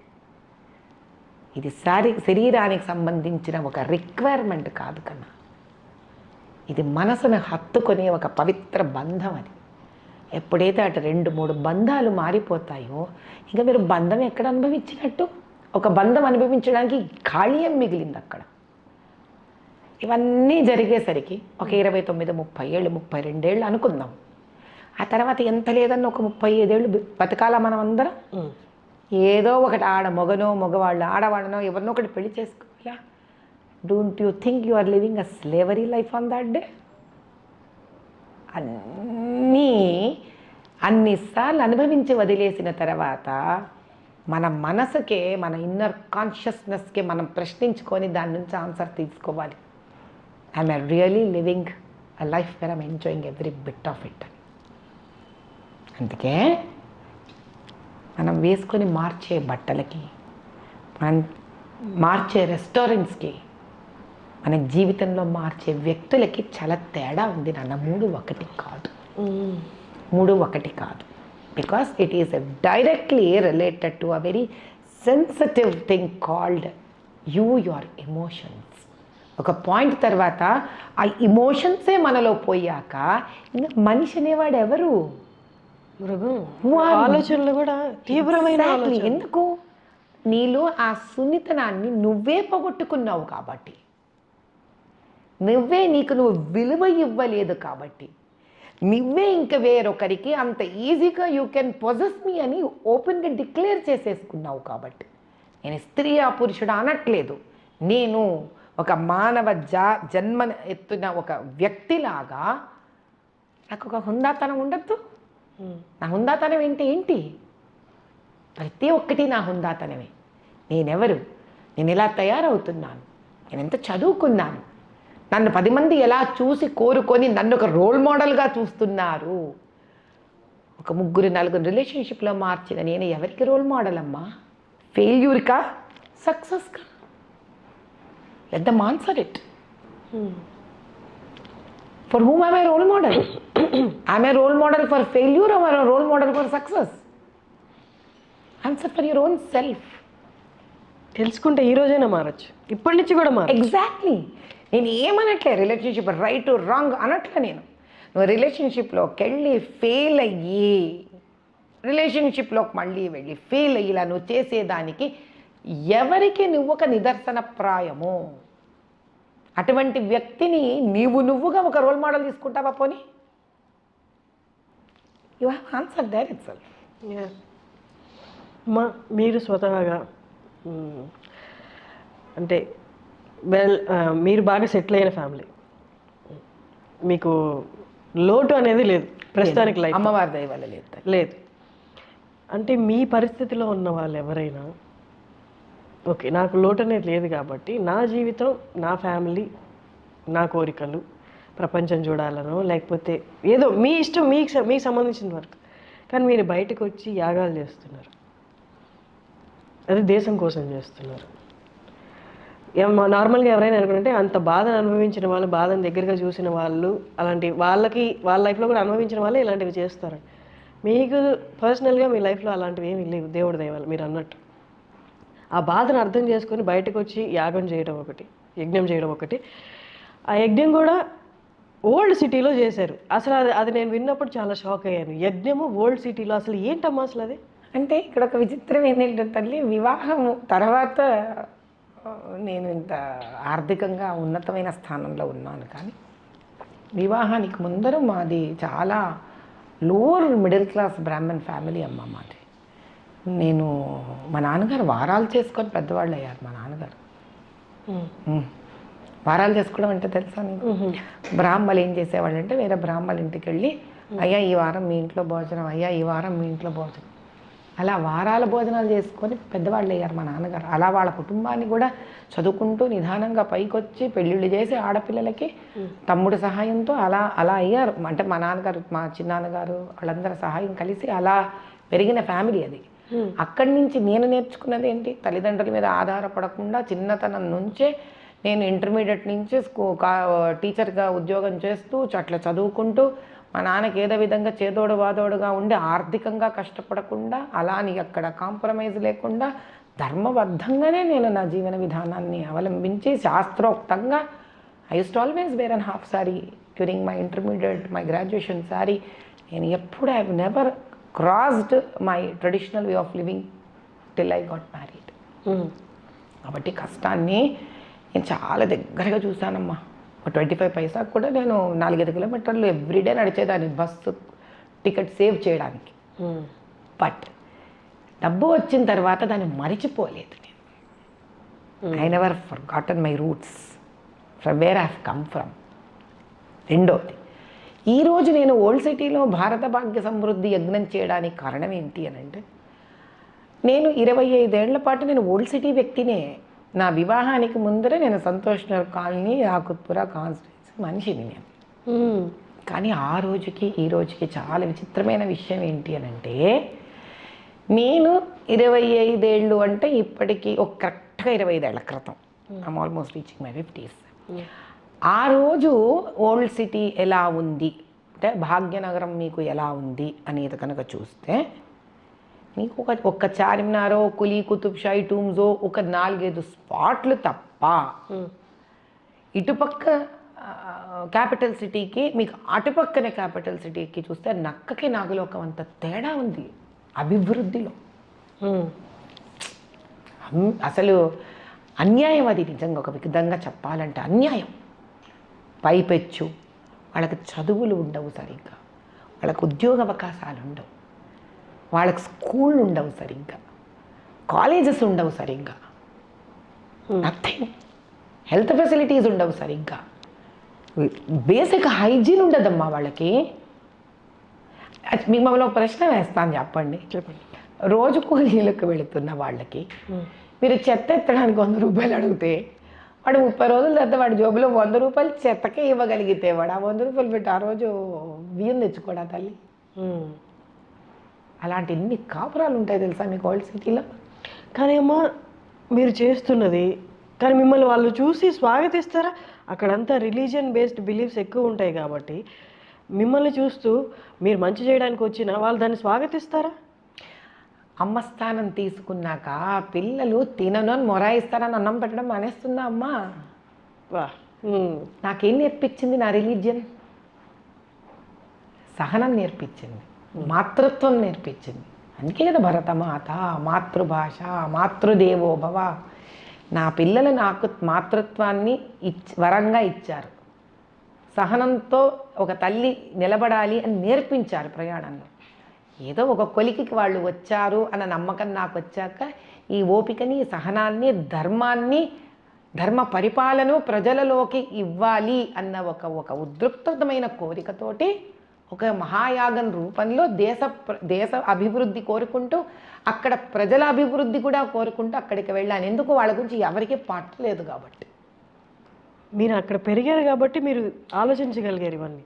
అక్కడ పెరిగాను కాబట్టి దాని వాస్తవికత నాకు ఈ రోజుకి అలా ఉండడం అనేది ఆశ్చర్యం వేసింది. ఇన్ని మాల్స్ ఇక్కడ ఇంత విచిత్రంగా మారిపోవడం ఏంటి, ఆ ప్రాంతం ఇంకా అలాగే ఉండడం ఏంటి? అయినా వాళ్ళ భక్తి అపారం, వాళ్ళ నమ్మకం అపారం, వాళ్ళ శక్తి అపారం. ఈ రోజుకి వాళ్ళు ఎదురు చూస్తున్న అమాయకత్వం అపారం. వాళ్ళు ఈ రోజుకి మారుతుంది, ఈ రోజుకి ఒలిసిటి ఏదో ఒక రోజు బాగవుతుంది. ఏమిటమ్మా అసలు హైందవులని మీరు వెళ్ళి చూస్తే కనుక చాలా హృదయ విదారకంగా ఉంటుంది. అయినా అంత భక్తే. మీకు అసలు రామజన్మభూమి అని అంటే ఫస్ట్ అక్కడి నుంచి చాలామంది వాళ్ళు తరలి వెళ్తారు. ఆలోచించుకోరు ఒక్క నిమిషం, ఎవ్వరు ఆలోచించుకోరు. అక్కడ ప్రతి ఒక్కడు ఒక యోధుడే అక్కడ, ఇంకా ఒక ఆశాజీవే అక్కడ. కానీ వాళ్ళకి చదువులు లేవు, ఉద్యోగాలు గొప్పగా లేవు, వాళ్ళ జీవన విధానాలు చాలా బీదరికంతో కూడి ఉంటాయి. ఎందుకు అమ్మవారు అంతటి సంకల్పం ఇచ్చిందా, అంత దూరం వెళ్ళి అంత కష్టంగా, ఏమిటా ఓల్డ్ సిటీ అని నేను లోపల మీరు ఎలా బాహ్యంగా ప్రశ్నించుకున్నారో నేను మనసులో ప్రశ్నించుకున్నానమ్మా. అయినా అక్కడ వెళ్ళమంటాను, అక్కడ చేయమంటాను అంటే నాకున్న విధి విధానం నేను అలా మాట్లాడుకుంటుంటాను. కాబట్టి అక్కడ వెళ్ళి 45 రోజుల పాటు కూర్చున్నాక కానీ తెలీదు ఆవిడ ఇక్కడి నుంచి ఇంతమందిని ఆశీర్వదించడానికి భగవంతుడు డబ్బులున్న వాళ్ళనే దగ్గర తీసుకుంటారు అని అంటారు. ఎంత విరుద్ధం కాదా తల్లి ఇది? ఆ అమ్మవారు నాకు ఇంత సంకల్పం ఇవ్వడం, నన్ను మొండిగా తీసుకెళ్ళి అక్కడ చేయించుకోవడం కూడా ఆవిడ ఉంది అనే ఉనికి కాదా? She exist. అదే పర్టికులర్గా చెయ్యి అని అమ్మగారు మీకు చెప్పడం అనేది, అంటే ఇదే నాకు కరెక్ట్గా ఇదే చేయమంటున్నారని మీకు ఎలా తెలుస్తుందమ్మా? అంటే ఏమవుతుందంటే తల్లి, ప్రతి ఒక్కళ్ళకి ఒక కాన్షియస్ ఉంటుంది. Like there is inner voice. మనందరికీ ఉంటుంది ఆ ఇన్నర్ వాయిస్. ఎన్నోసార్లు ధర్మపరంగా నేను చిన్నప్పటి నుంచి వింటూ కథలు వింటూ రావడంలో నేను తెలుసుకున్నది ఏమిటి అంటే, మనలో బ్రహ్మం ఉంటుంది. అందరిలో అహం బ్రహ్మస్మి అంటాం. అంటే ఏంటి? దేవుడు మనలో, ఆదిశంకరాచార్యులు వారు కూడా అదే అన్నారు.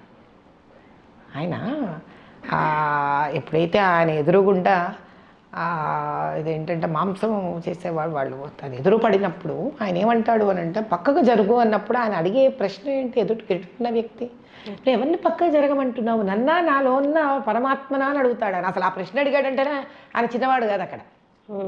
అదే ఆదిశంకరాచార్యులు అప్పుడు అంటారు, ఒక వ్యక్తి కులం చేతనో జాతి చేతనో చిన్న పెద్ద అవ్వరు.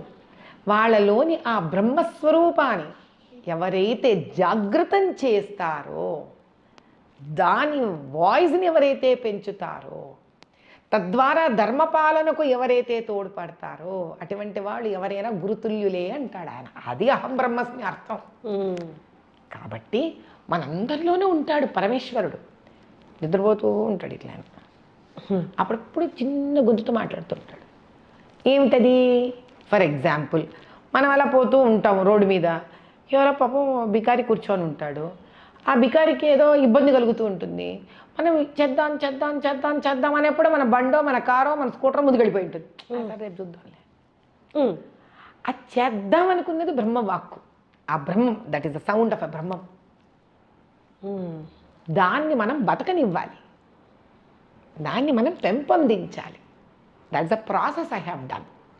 అది అమ్మవారు అవ్వచ్చు, వేరే వాళ్ళకి అది కాకపోవచ్చు. నేను దానికి అమ్మవారు అనే రూపాన్ని ఎందుకు పెట్టుకున్నాను? అది మంచే కోరుకుంటోంది కాబట్టి అంతే. నేను మనిషినమ్మా, నేను పాపాత్మురాలను అయి ఉండొచ్చు. మంచి కోరుకొని ఆత్మ పాపం చేయట్లేదు కదా. బేసిక్గా వెరీ క్లియర్ లాంగ్వేజ్. కాబట్టి అది అమ్మవారి స్వరూపంగా, ఎందుకు నా హీరోయిన్ అమ్మవారు కాబట్టి, పరమేశ్వరుడు నా హీరో కాబట్టి, సో ఆల్టర్ చేసుకుంటుంటాను. ఒకసారి శివుడు అన్నా అనుకుంటాను, ఒకసారి అమ్మవారు అనింది అనుకుంటాను. అలా అనడం వల్ల నాకు ఏమిటి అంటే, ఒక మంచి మాట వింటున్నాను నేను కదా. మీరు ఆశ్చర్యపోవట్లేదా?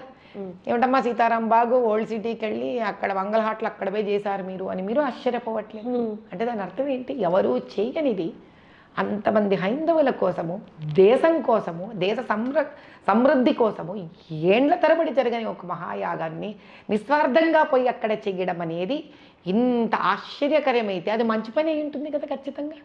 అటువంటి ఆలోచన నాకు రావడం అంటే అది భగవత్ సంకల్పమే కదా. I'm happy. మీకు వ్యతిరేకతలు ఏం రాలేదా అక్కడ? అంటే నేను కొంచెం ఒక స్ట్రాంగ్ యాటిట్యూడ్ పర్సనాలిటీ అమ్మా. నేను ఒక్కసారి నిర్ణయం తీసుకున్న తర్వాత అవేవి నాకు ఆనవు, నన్ను అంటవు, నన్ను ముట్టవు. వచ్చింది, చాలా వచ్చాయి. వ్యతిరేకత అంత పెద్ద స్వరూపాన్ని దానికి నేను ఇవ్వలే. ఫస్ట్ దాన్ని నేను కన్సిడర్ కూడా చేయలేదు. నువ్వు ఉన్నావు, నువ్వు ఉండాలంటే నువ్వు అంటే వ్యతిరేకత అనేది ఒకటి ఉంటుంది. లేనిది ఎవరికి ఉంది? ఇప్పుడు మీ జీవితంలో చదువుకోవడం దగ్గర వ్యతిరేకత వస్తుంది. ఏదో ఒక అనారోగ్యం వచ్చొచ్చు, టీచర్ రావచ్చు, రాకపోవచ్చు, కరెంటు ఉండొచ్చు, కరెంటు పోవచ్చు. అలానే మనం ఆపేస్తామేంటి మన జీవితం? మనం సినిమాకి వెళ్ళాలని నిర్ణయించుకుంటాం తల్లి. ఆ పిచ్చగా ఇంట్రెస్ట్ ఉంటుంది మనకి. ఆ రోజు టికెట్ అన్నా దొరకదు, లైన్లో అన్నా ఉండదు, ఆటో అన్నా రాదు, క్యాబ్ అన్నా బుక్ అవ్వదు. అంతైనా మనం వెళ్ళి బ్లాక్లో అయినా నిలబడి కావాలి కావాలి కావాలి కావాలి కూడా ఎవడో టికెట్ ఇచ్చిపోతాడు మనకి. ఎందుకు లేవు వ్యతిరేకతలు అక్కడ? ఎక్కడ లేవు వ్యతిరేకతలు? మనం చెయ్యాలనుకున్నామా లేదా అనేది ముఖ్యం. ఎగ్జాక్ట్లీ. చూస్తున్న వాళ్ళందరికీ అమ్మ ఇప్పుడు ఒక డౌట్ వచ్చి ఉంటుంది, నాకు తెలుసు బట్ నేను అడుగుతున్నాను. వీరికే స్వతహాగా డబ్బు ఉంది కదా, యజ్ఞాలు యాగాలు ఎందుకు, ఆ డబ్బుతోనే సహాయం చేయొచ్చు కదా అని అనుకుంటా. కానీ మీకు ఒక చారిటబుల్ ట్రస్ట్ ఉంది, మీరు ఆల్రెడీ చేస్తున్నారు, దాని గురించి ఒకసారి చెప్పండి. లోపాముద్ర చారిటబుల్ ట్రస్ట్ ప్రప్రథమంగా నేను మొదలుపెట్టిన చారిటబుల్ ట్రస్ట్ మా పెద్దమ్మాయి పేరే లోపాముద్ర. యాక్చువల్లీ నాకు మా అమ్మాయిని కడుపుతో ఉన్నప్పుడు, ఆ తర్వాత కనిన తర్వాత నాకు మామూలుగానే పిల్లలంటే విపరీతంగా ఇష్టం. నాకు మా వారికి చాలా ఇష్టం, అందుకే 3 పిల్లలు మాకు. అయితే అక్కడ మొదలు పెట్టుకొని మేము ఎంతోమంది బీద పిల్లలకి, అంటే కాన్పులయ్యి పాపం ఆర్థికంగా ఇబ్బంది ఉండి ట్రిప్లెట్స్, క్వాడ్రిప్లెట్స్ ఇలా పిల్లల్ని కని వాళ్ళని పెంచలేక వదిలేసి వెళ్ళిపోతామన్న విషయాలు నాకు మా వారి ధ్యాసలోకి వచ్చి వాళ్ళకి 5 ఏళ్ల పాటు నెలకు 5,000, 10,000 అలా చాలామందికి పంపించాం మేము. వాళ్ళ కాన్పుల కష్టమైతే మేము కార్పొరేట్ హాస్పిటల్స్కి డబ్బులు ఇచ్చేసేవాళ్ళం. చదువుల కోసము వరదలు వస్తే వెళ్ళడము, అసలు ఎముకలో సున్నం ఉండేది కాదు. అలా ట్రస్ట్ పేరు మీద ఏంటి సుమారు 2,000 పైప్ చిల్లర గ్లోవ్స్ మన బోర్డ్స్, రోడ్ డివైడెడ్ బోర్డ్స్ వేయించాం మేము సిటీ మొత్తం. ఎన్నేళ్ల క్రితం అనుకుంటారు? 16 ఏళ్ల క్రితమే. కర్నూలులో వరదలు వస్తే చాలా నక్సలైట్ ఏరియాస్కి వెళ్ళి మరీ ఫుడ్ డిస్ట్రిబ్యూట్ చేశాను నేను వెళ్ళి ఒకటే అడిగాను.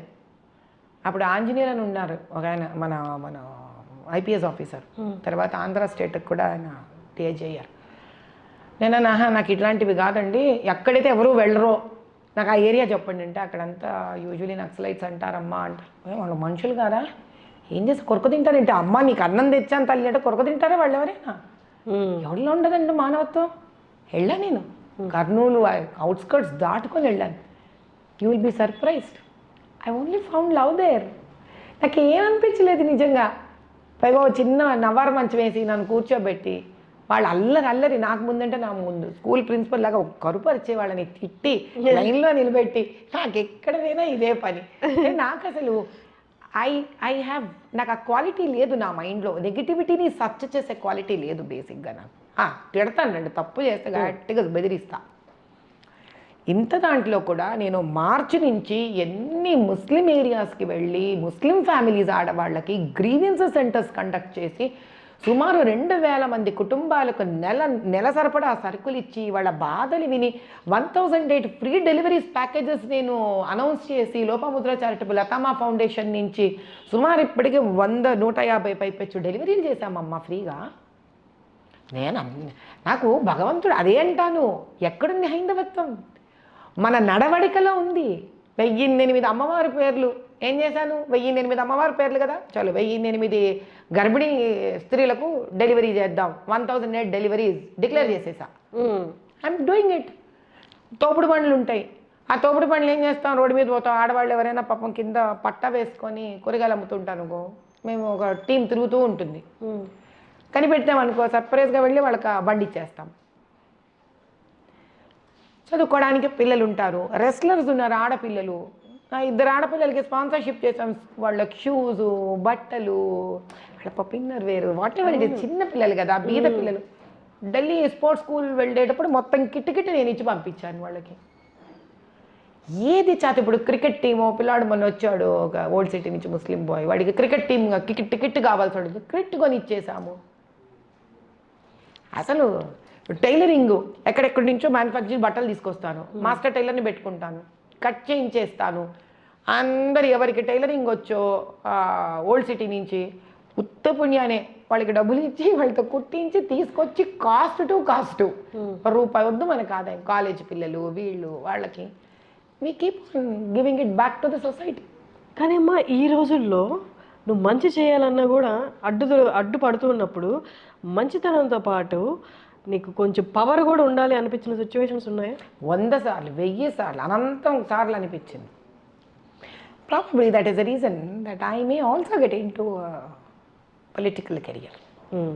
ఖచ్చితంగా. ఎందుకంటే నేను ఆ విషయంగా వస్తే చాలా ఇన్స్పైర్ అయిన లీడరు నిజంగా చెప్పాలంటే మోదీ గారు. ఎందుకంటే బాహ్యంగా ఆయన చేసేవి అర్థం చేసుకోవడానికి ఆయన ధర్మ సిద్ధాంతాలను కూడా అర్థం చేసుకోవడం చాలా ముఖ్యం. అంటే ఇప్పుడు చిన్న ఎగ్జాంపుల్ తల్లి, గుజరాత్ యాజ్ అ స్టేట్ ఆయన గడిపినంత చీఫ్ మినిస్టర్ కాలంలో ఈరోజు ఆయన ప్రధానమంత్రి అయిన తర్వాత Gujarat is a major contribution of the taxes in the entire country. అంటే ఆయన రోల్ మోడల్ కింద క్రియేట్ చేసి దేశానికి ఇచ్చారా ఇవ్వలేదా? ఆల్ అపార్ట్ ఇచ్చారా ఇవ్వలేదా? అది ముఖ్యం. ఎక్కడి నుంచి నేర్చుకున్నారు ఇంత? ధర్మబద్ధుడు కాబట్టి ఆయన హైందవ ధర్మాన్ని అర్థం చేసుకున్నాడు కాబట్టి అటువంటి రామరాజ్యాన్ని పట్టుకురావాలనుకున్నాడు ఆయన. అంటే మరి భక్తి అంటే ఏమిటి? భజనలు చేయడం ఒక్కటే కాదు, ఆ ధర్మాన్ని ఎప్పుడైతే అర్థం చేసుకుంటామో అటువంటి ధర్మ పాలన ఉండాలని కోరుకోగలగడమే. ఇదివరకు రాముడు రాజ్యాలు, కృష్ణదేవరాయలు రాజ్యాలు, ఇప్పుడు పాలిటిక్స్, పొలిటికల్ లీడర్సు. ఏంటి తేడా? ఇంత ధర్మ సూక్ష్మాలు తెలిసి ప్రజలు సుఖపడాలనుకున్న వాళ్ళు ఎందుకు పొలిటికల్ లైఫ్లో వెళ్ళకూడదు? నా ఉద్దేశంలో వీళ్ళే వెళ్ళాలి, ధర్మ సూక్ష్మాలు తెలిసిన వాళ్ళే వెళ్ళాలి. అప్పుడు ధర్మపాలన వస్తుంది, రామరాజ్యం వస్తుంది. అప్పుడు యోగి గారు మనకు మంచి ఎగ్జాంపుల్ దానికి. ఓ రకంగా సన్యాస రూపంలో ఆయన, ఒక రకమైన సన్యాస రూపంలో మోదీ గారు. ఇలా దేశమంతా కూడా ధర్మ సూక్ష్మాలు అర్థం చేసుకొని, లోక కళ్యాణాన్ని అర్థం చేసుకొని, హైందవ ధర్మాన్ని అర్థం చేసుకొని 10 మందికి పెట్టే చేయి మనసు ఉన్నవాళ్ళు ముక్కు మూతి మూసుకొని జపాలు చేసుకోకుండా ధైర్యంగా రంగంలోకి దూకాలన్నదే నా విధి విధానం.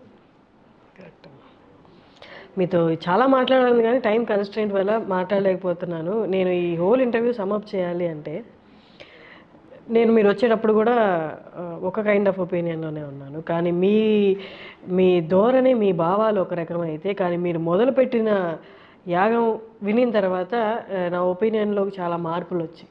మార్పు అనేది ఏదో ఒక స్టేట్కో, ఒక కంట్రీకో, లేకపోతే ఒక రిలీజియన్కో సంబంధించింది కాదు. మార్పు నీలో మన స్వచ్ఛమైన థాట్స్ ఉంటే అది ఎవరికి అందాలో వాళ్ళకి ఏ రూపాయనైనా అందుతుంది.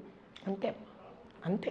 ఈ యజ్ఞాన్ని కూడా అందుకే మేము ఈరోజే సంకల్పం చెప్పాను తల్లి. మళ్ళీ ఈరోజు ఎంత మంచి రోజు మీరు కూడా పిలవడం జరగడం నాకు చాలా ఆశ్చర్యకరమైన విషయం.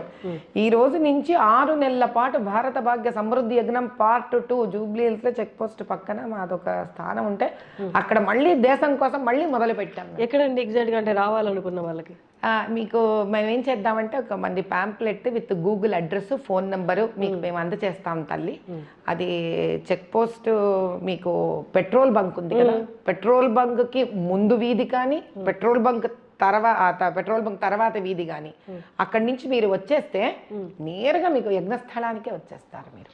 ఓకే, చాలా ఏంటమ్మా ఈ 6 నెలలు చేయబోతున్నది ఏంటి? భారత భాగ్య సమృద్ధి యజ్ఞం. మళ్ళీ దేశము సమృద్ధి వైపు వెళ్ళాలని, సుభిక్షం వైపు అంటే ఏంటి? డిఫెన్స్, ఎడ్యుకేషన్, ఫైనాన్స్, సనాతన ధర్మం, దాని తర్వాత మీకు ఇన్ఫ్రాస్ట్రక్చర్, హెల్త్, R&D. ఏదొద్దమ్మా దేశానికి? మనకి గొప్పతనం ఏంటంటే ప్రతి ఒక్కొక్క దానికి మనకి తద్వారా దేవుళ్ళు దేవతలు దాన్ని బలపరిచేది అన్ని రకాల విధి విధానాలు మన దగ్గర ఉన్నాయి వేదోక్తంగా. ఇదే కాకుండా ఇటువంటి స్థానంలో పౌరుడు కూడా, అంటే ఒక వ్యక్తి కూడా అభివృద్ధి చెందాలి. ఇదివరకు కూడా నేను చెప్పున్నాను చాలా ఇంటర్వ్యూస్లో. గురజాడప్పారావు గారు చెప్పింది దేశం అంటే మట్టి కాదో, ఈ దేశం అంటే మనుషులో అని. కానీ దేశం అంటే మట్టి మనుషులు ఇద్దరూ నమ్మే వ్యక్తిని నేను. I go to the next level. అంటే మన శరీరానికి ఉన్న అవసరాలు వేరు, శరీరంలో ఉన్న సెల్లుకున్న అవసరాలు వేరు. Cell also has to be healthy, your body also has to be healthy. కాబట్టి దేశం ముందుకు వెళ్ళాలంటే దేశం కావాల్సిన కోరికలు మనం దాన్ని భగవంతుడి నుంచి కోరుకోవాలి. తద్వారా ఒక వ్యక్తి, అతని కుటుంబము, ఆవిడ కుటుంబం కూడా సుభిక్షంగా ఉండాలని కోరుకోవాలి. They're all both interrelated. ఆలోచించండి తల్లి, ఈరోజు మెడికల్ కాలేజెస్లో పెద్ద పెద్ద IIT డిగ్రీస్ ఇవన్నీ గవర్నమెంట్ ఇంత ఖర్చు పెడుతుంది. మీకు చదువుకున్నాక పిల్లలు ఎక్కడికి వెళ్ళిపోతున్నారు? బ్రెయిన్ డ్రైన్ అయిపోతుందా? వేరే ఎక్కడికో వెళ్ళిపోతున్నామా? అక్కడెక్కడో మీరు మీ తెలివితేటలు అక్కడ అందిస్తున్నామా? వాళ్ళు ఏమంటారు? ఇక్కడ R&D గొప్పగా లేదు అంటారు. ఇది గుడ్డు ముందా కోడి ముందా అంటే ఏం చెప్తాము? మనము గవర్నమెంట్కి సహకరించాలి, గవర్నమెంట్ మనకు సహకరించాలి. ఈరోజు నేను ఎందుకు ఈ యాగం చేయాలి అనుకుంటే ప్రతి పౌరుడు తనదైన స్థాయిలో ముందుకు ఒక అడుగు వేస్తే, అలా వేసిన శక్తికి దేశం ఒక శక్తి వేస్తే పురోగమనమే కదా తల్లి, ముందుకే వెళ్ళిపోతుంది ఆ దేశం. మీ ఇంట్లో వాళ్ళ సహకారం ఎలా ఉంటుందమ్మా మీరు చేపట్టబోతున్న ఈ యజ్ఞాలకి, మీ హస్బెండ్ వైపు నుంచి?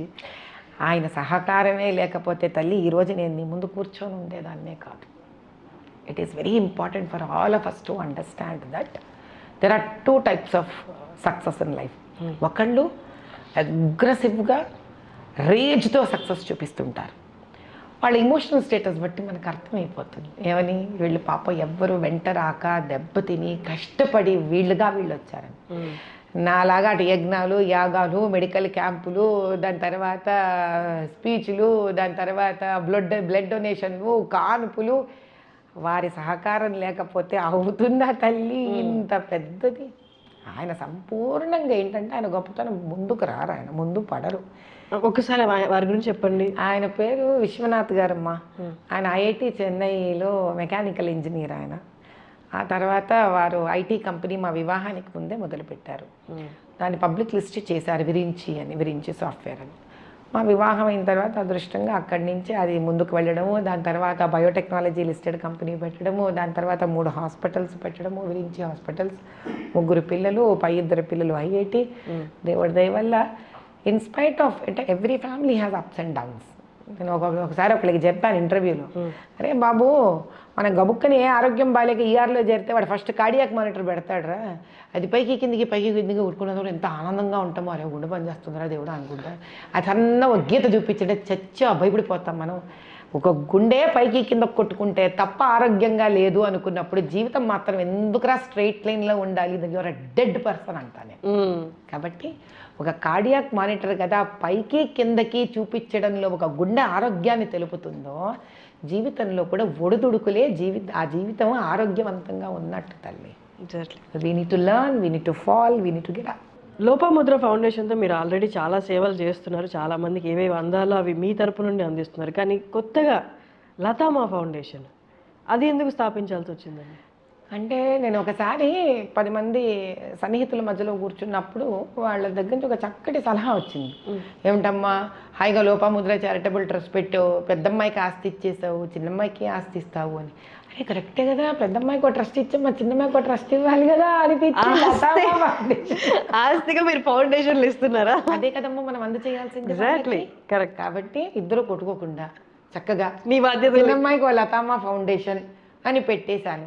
పెట్టేసి తద్వారా అక్కడి నుంచి ఓల్డ్ సిటీలో అక్కడి నుంచి అగ్రెసివ్గా ఒక 1008 కాన్పులే అవ్వనివ్వండి, గ్రీవియన్స్ సెంటర్స్ అవ్వనివ్వండి, రేషన్ పంపకం అవ్వనివ్వండి, కుక్డ్ ఫుడ్ భోజనాల పంపిణీ అవ్వనివ్వండి, ఏది చేస్తున్నా ఇప్పుడు లతామా ఫౌండేషన్లో అన్నీ హ్యూమన్ రిలేటెడ్ మానవ సేవ. లోపముద్ర చారిటబుల్ ట్రస్ట్లో ఇప్పటిదాకా మానవ సేవ చేశాను కాబట్టి దాన్ని మాధవ సేవ కింద అలా విభజన చేసేసాను. ఇప్పటిదాకా దాంట్లో మానవ సేవ చేశాను. అంటే వరదలు కాదు, డ్రౌట్స్ కాదు, అసలు విపరీతంగా చేశాను. ఏంటి ఈ 2000 బాత్రూముల కన్స్ట్రక్షన్ మా మామగారి ఆధ్వర్యంలో మేము హిందూపూర్ అంతా కన్స్ట్రక్ట్ చేసాం. బొడగట్లపల్లిలో ఒక గ్రామాన్ని మేము దాన్ని అడాప్ట్ చేసుకొని గర్భిణీ స్త్రీలకు కొన్ని నెలల పాటు వాళ్ళకి మేము అందజేసాం.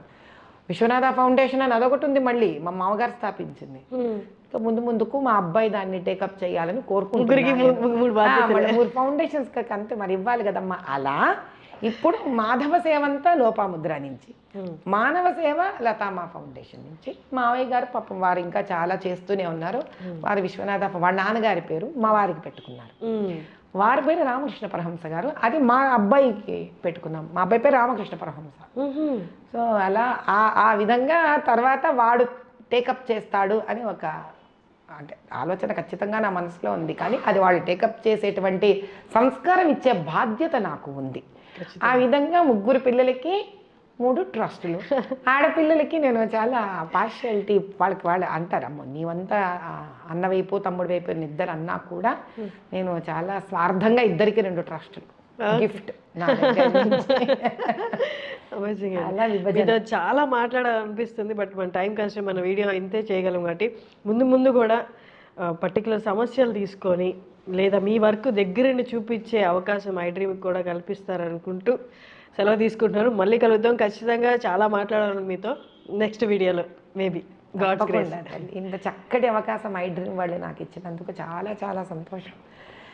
తర్వాత కూడా మనం ముందుకు వెళ్ళేటప్పుడు మీరు నా కార్యక్రమాలతో పాటు మనం ఏరియా స్పెసిఫిక్గా తీసుకోవడం జరిగితే ఏమవుతుందంటే అప్పుడు వాళ్ళకి ఒక క్లారిటీ వస్తుంది. లేదా మీరు ఆడియన్స్ నుంచి ఏదైనా క్వశ్చన్స్ని మీరు ఇన్వైట్ చేయండి. ఆ క్వశ్చన్స్ కూడా 20-15 క్వశ్చన్స్ మీకు అయినప్పుడు తద్వారా కూడా మనం వాటిని చేతనైనంతలా ఖచ్చితంగా అన్నిటికీ నా దగ్గర సమాధానం ఉండకపోవచ్చు, నేను కొన్ని నేర్చుకుంటాను, నా దగ్గర నుంచి తెలుసుకున్నప్పుడు వాళ్ళు కొన్ని తెలుసుకుంటారు. ఖచ్చితంగా. Thank you so much. సంతోషం.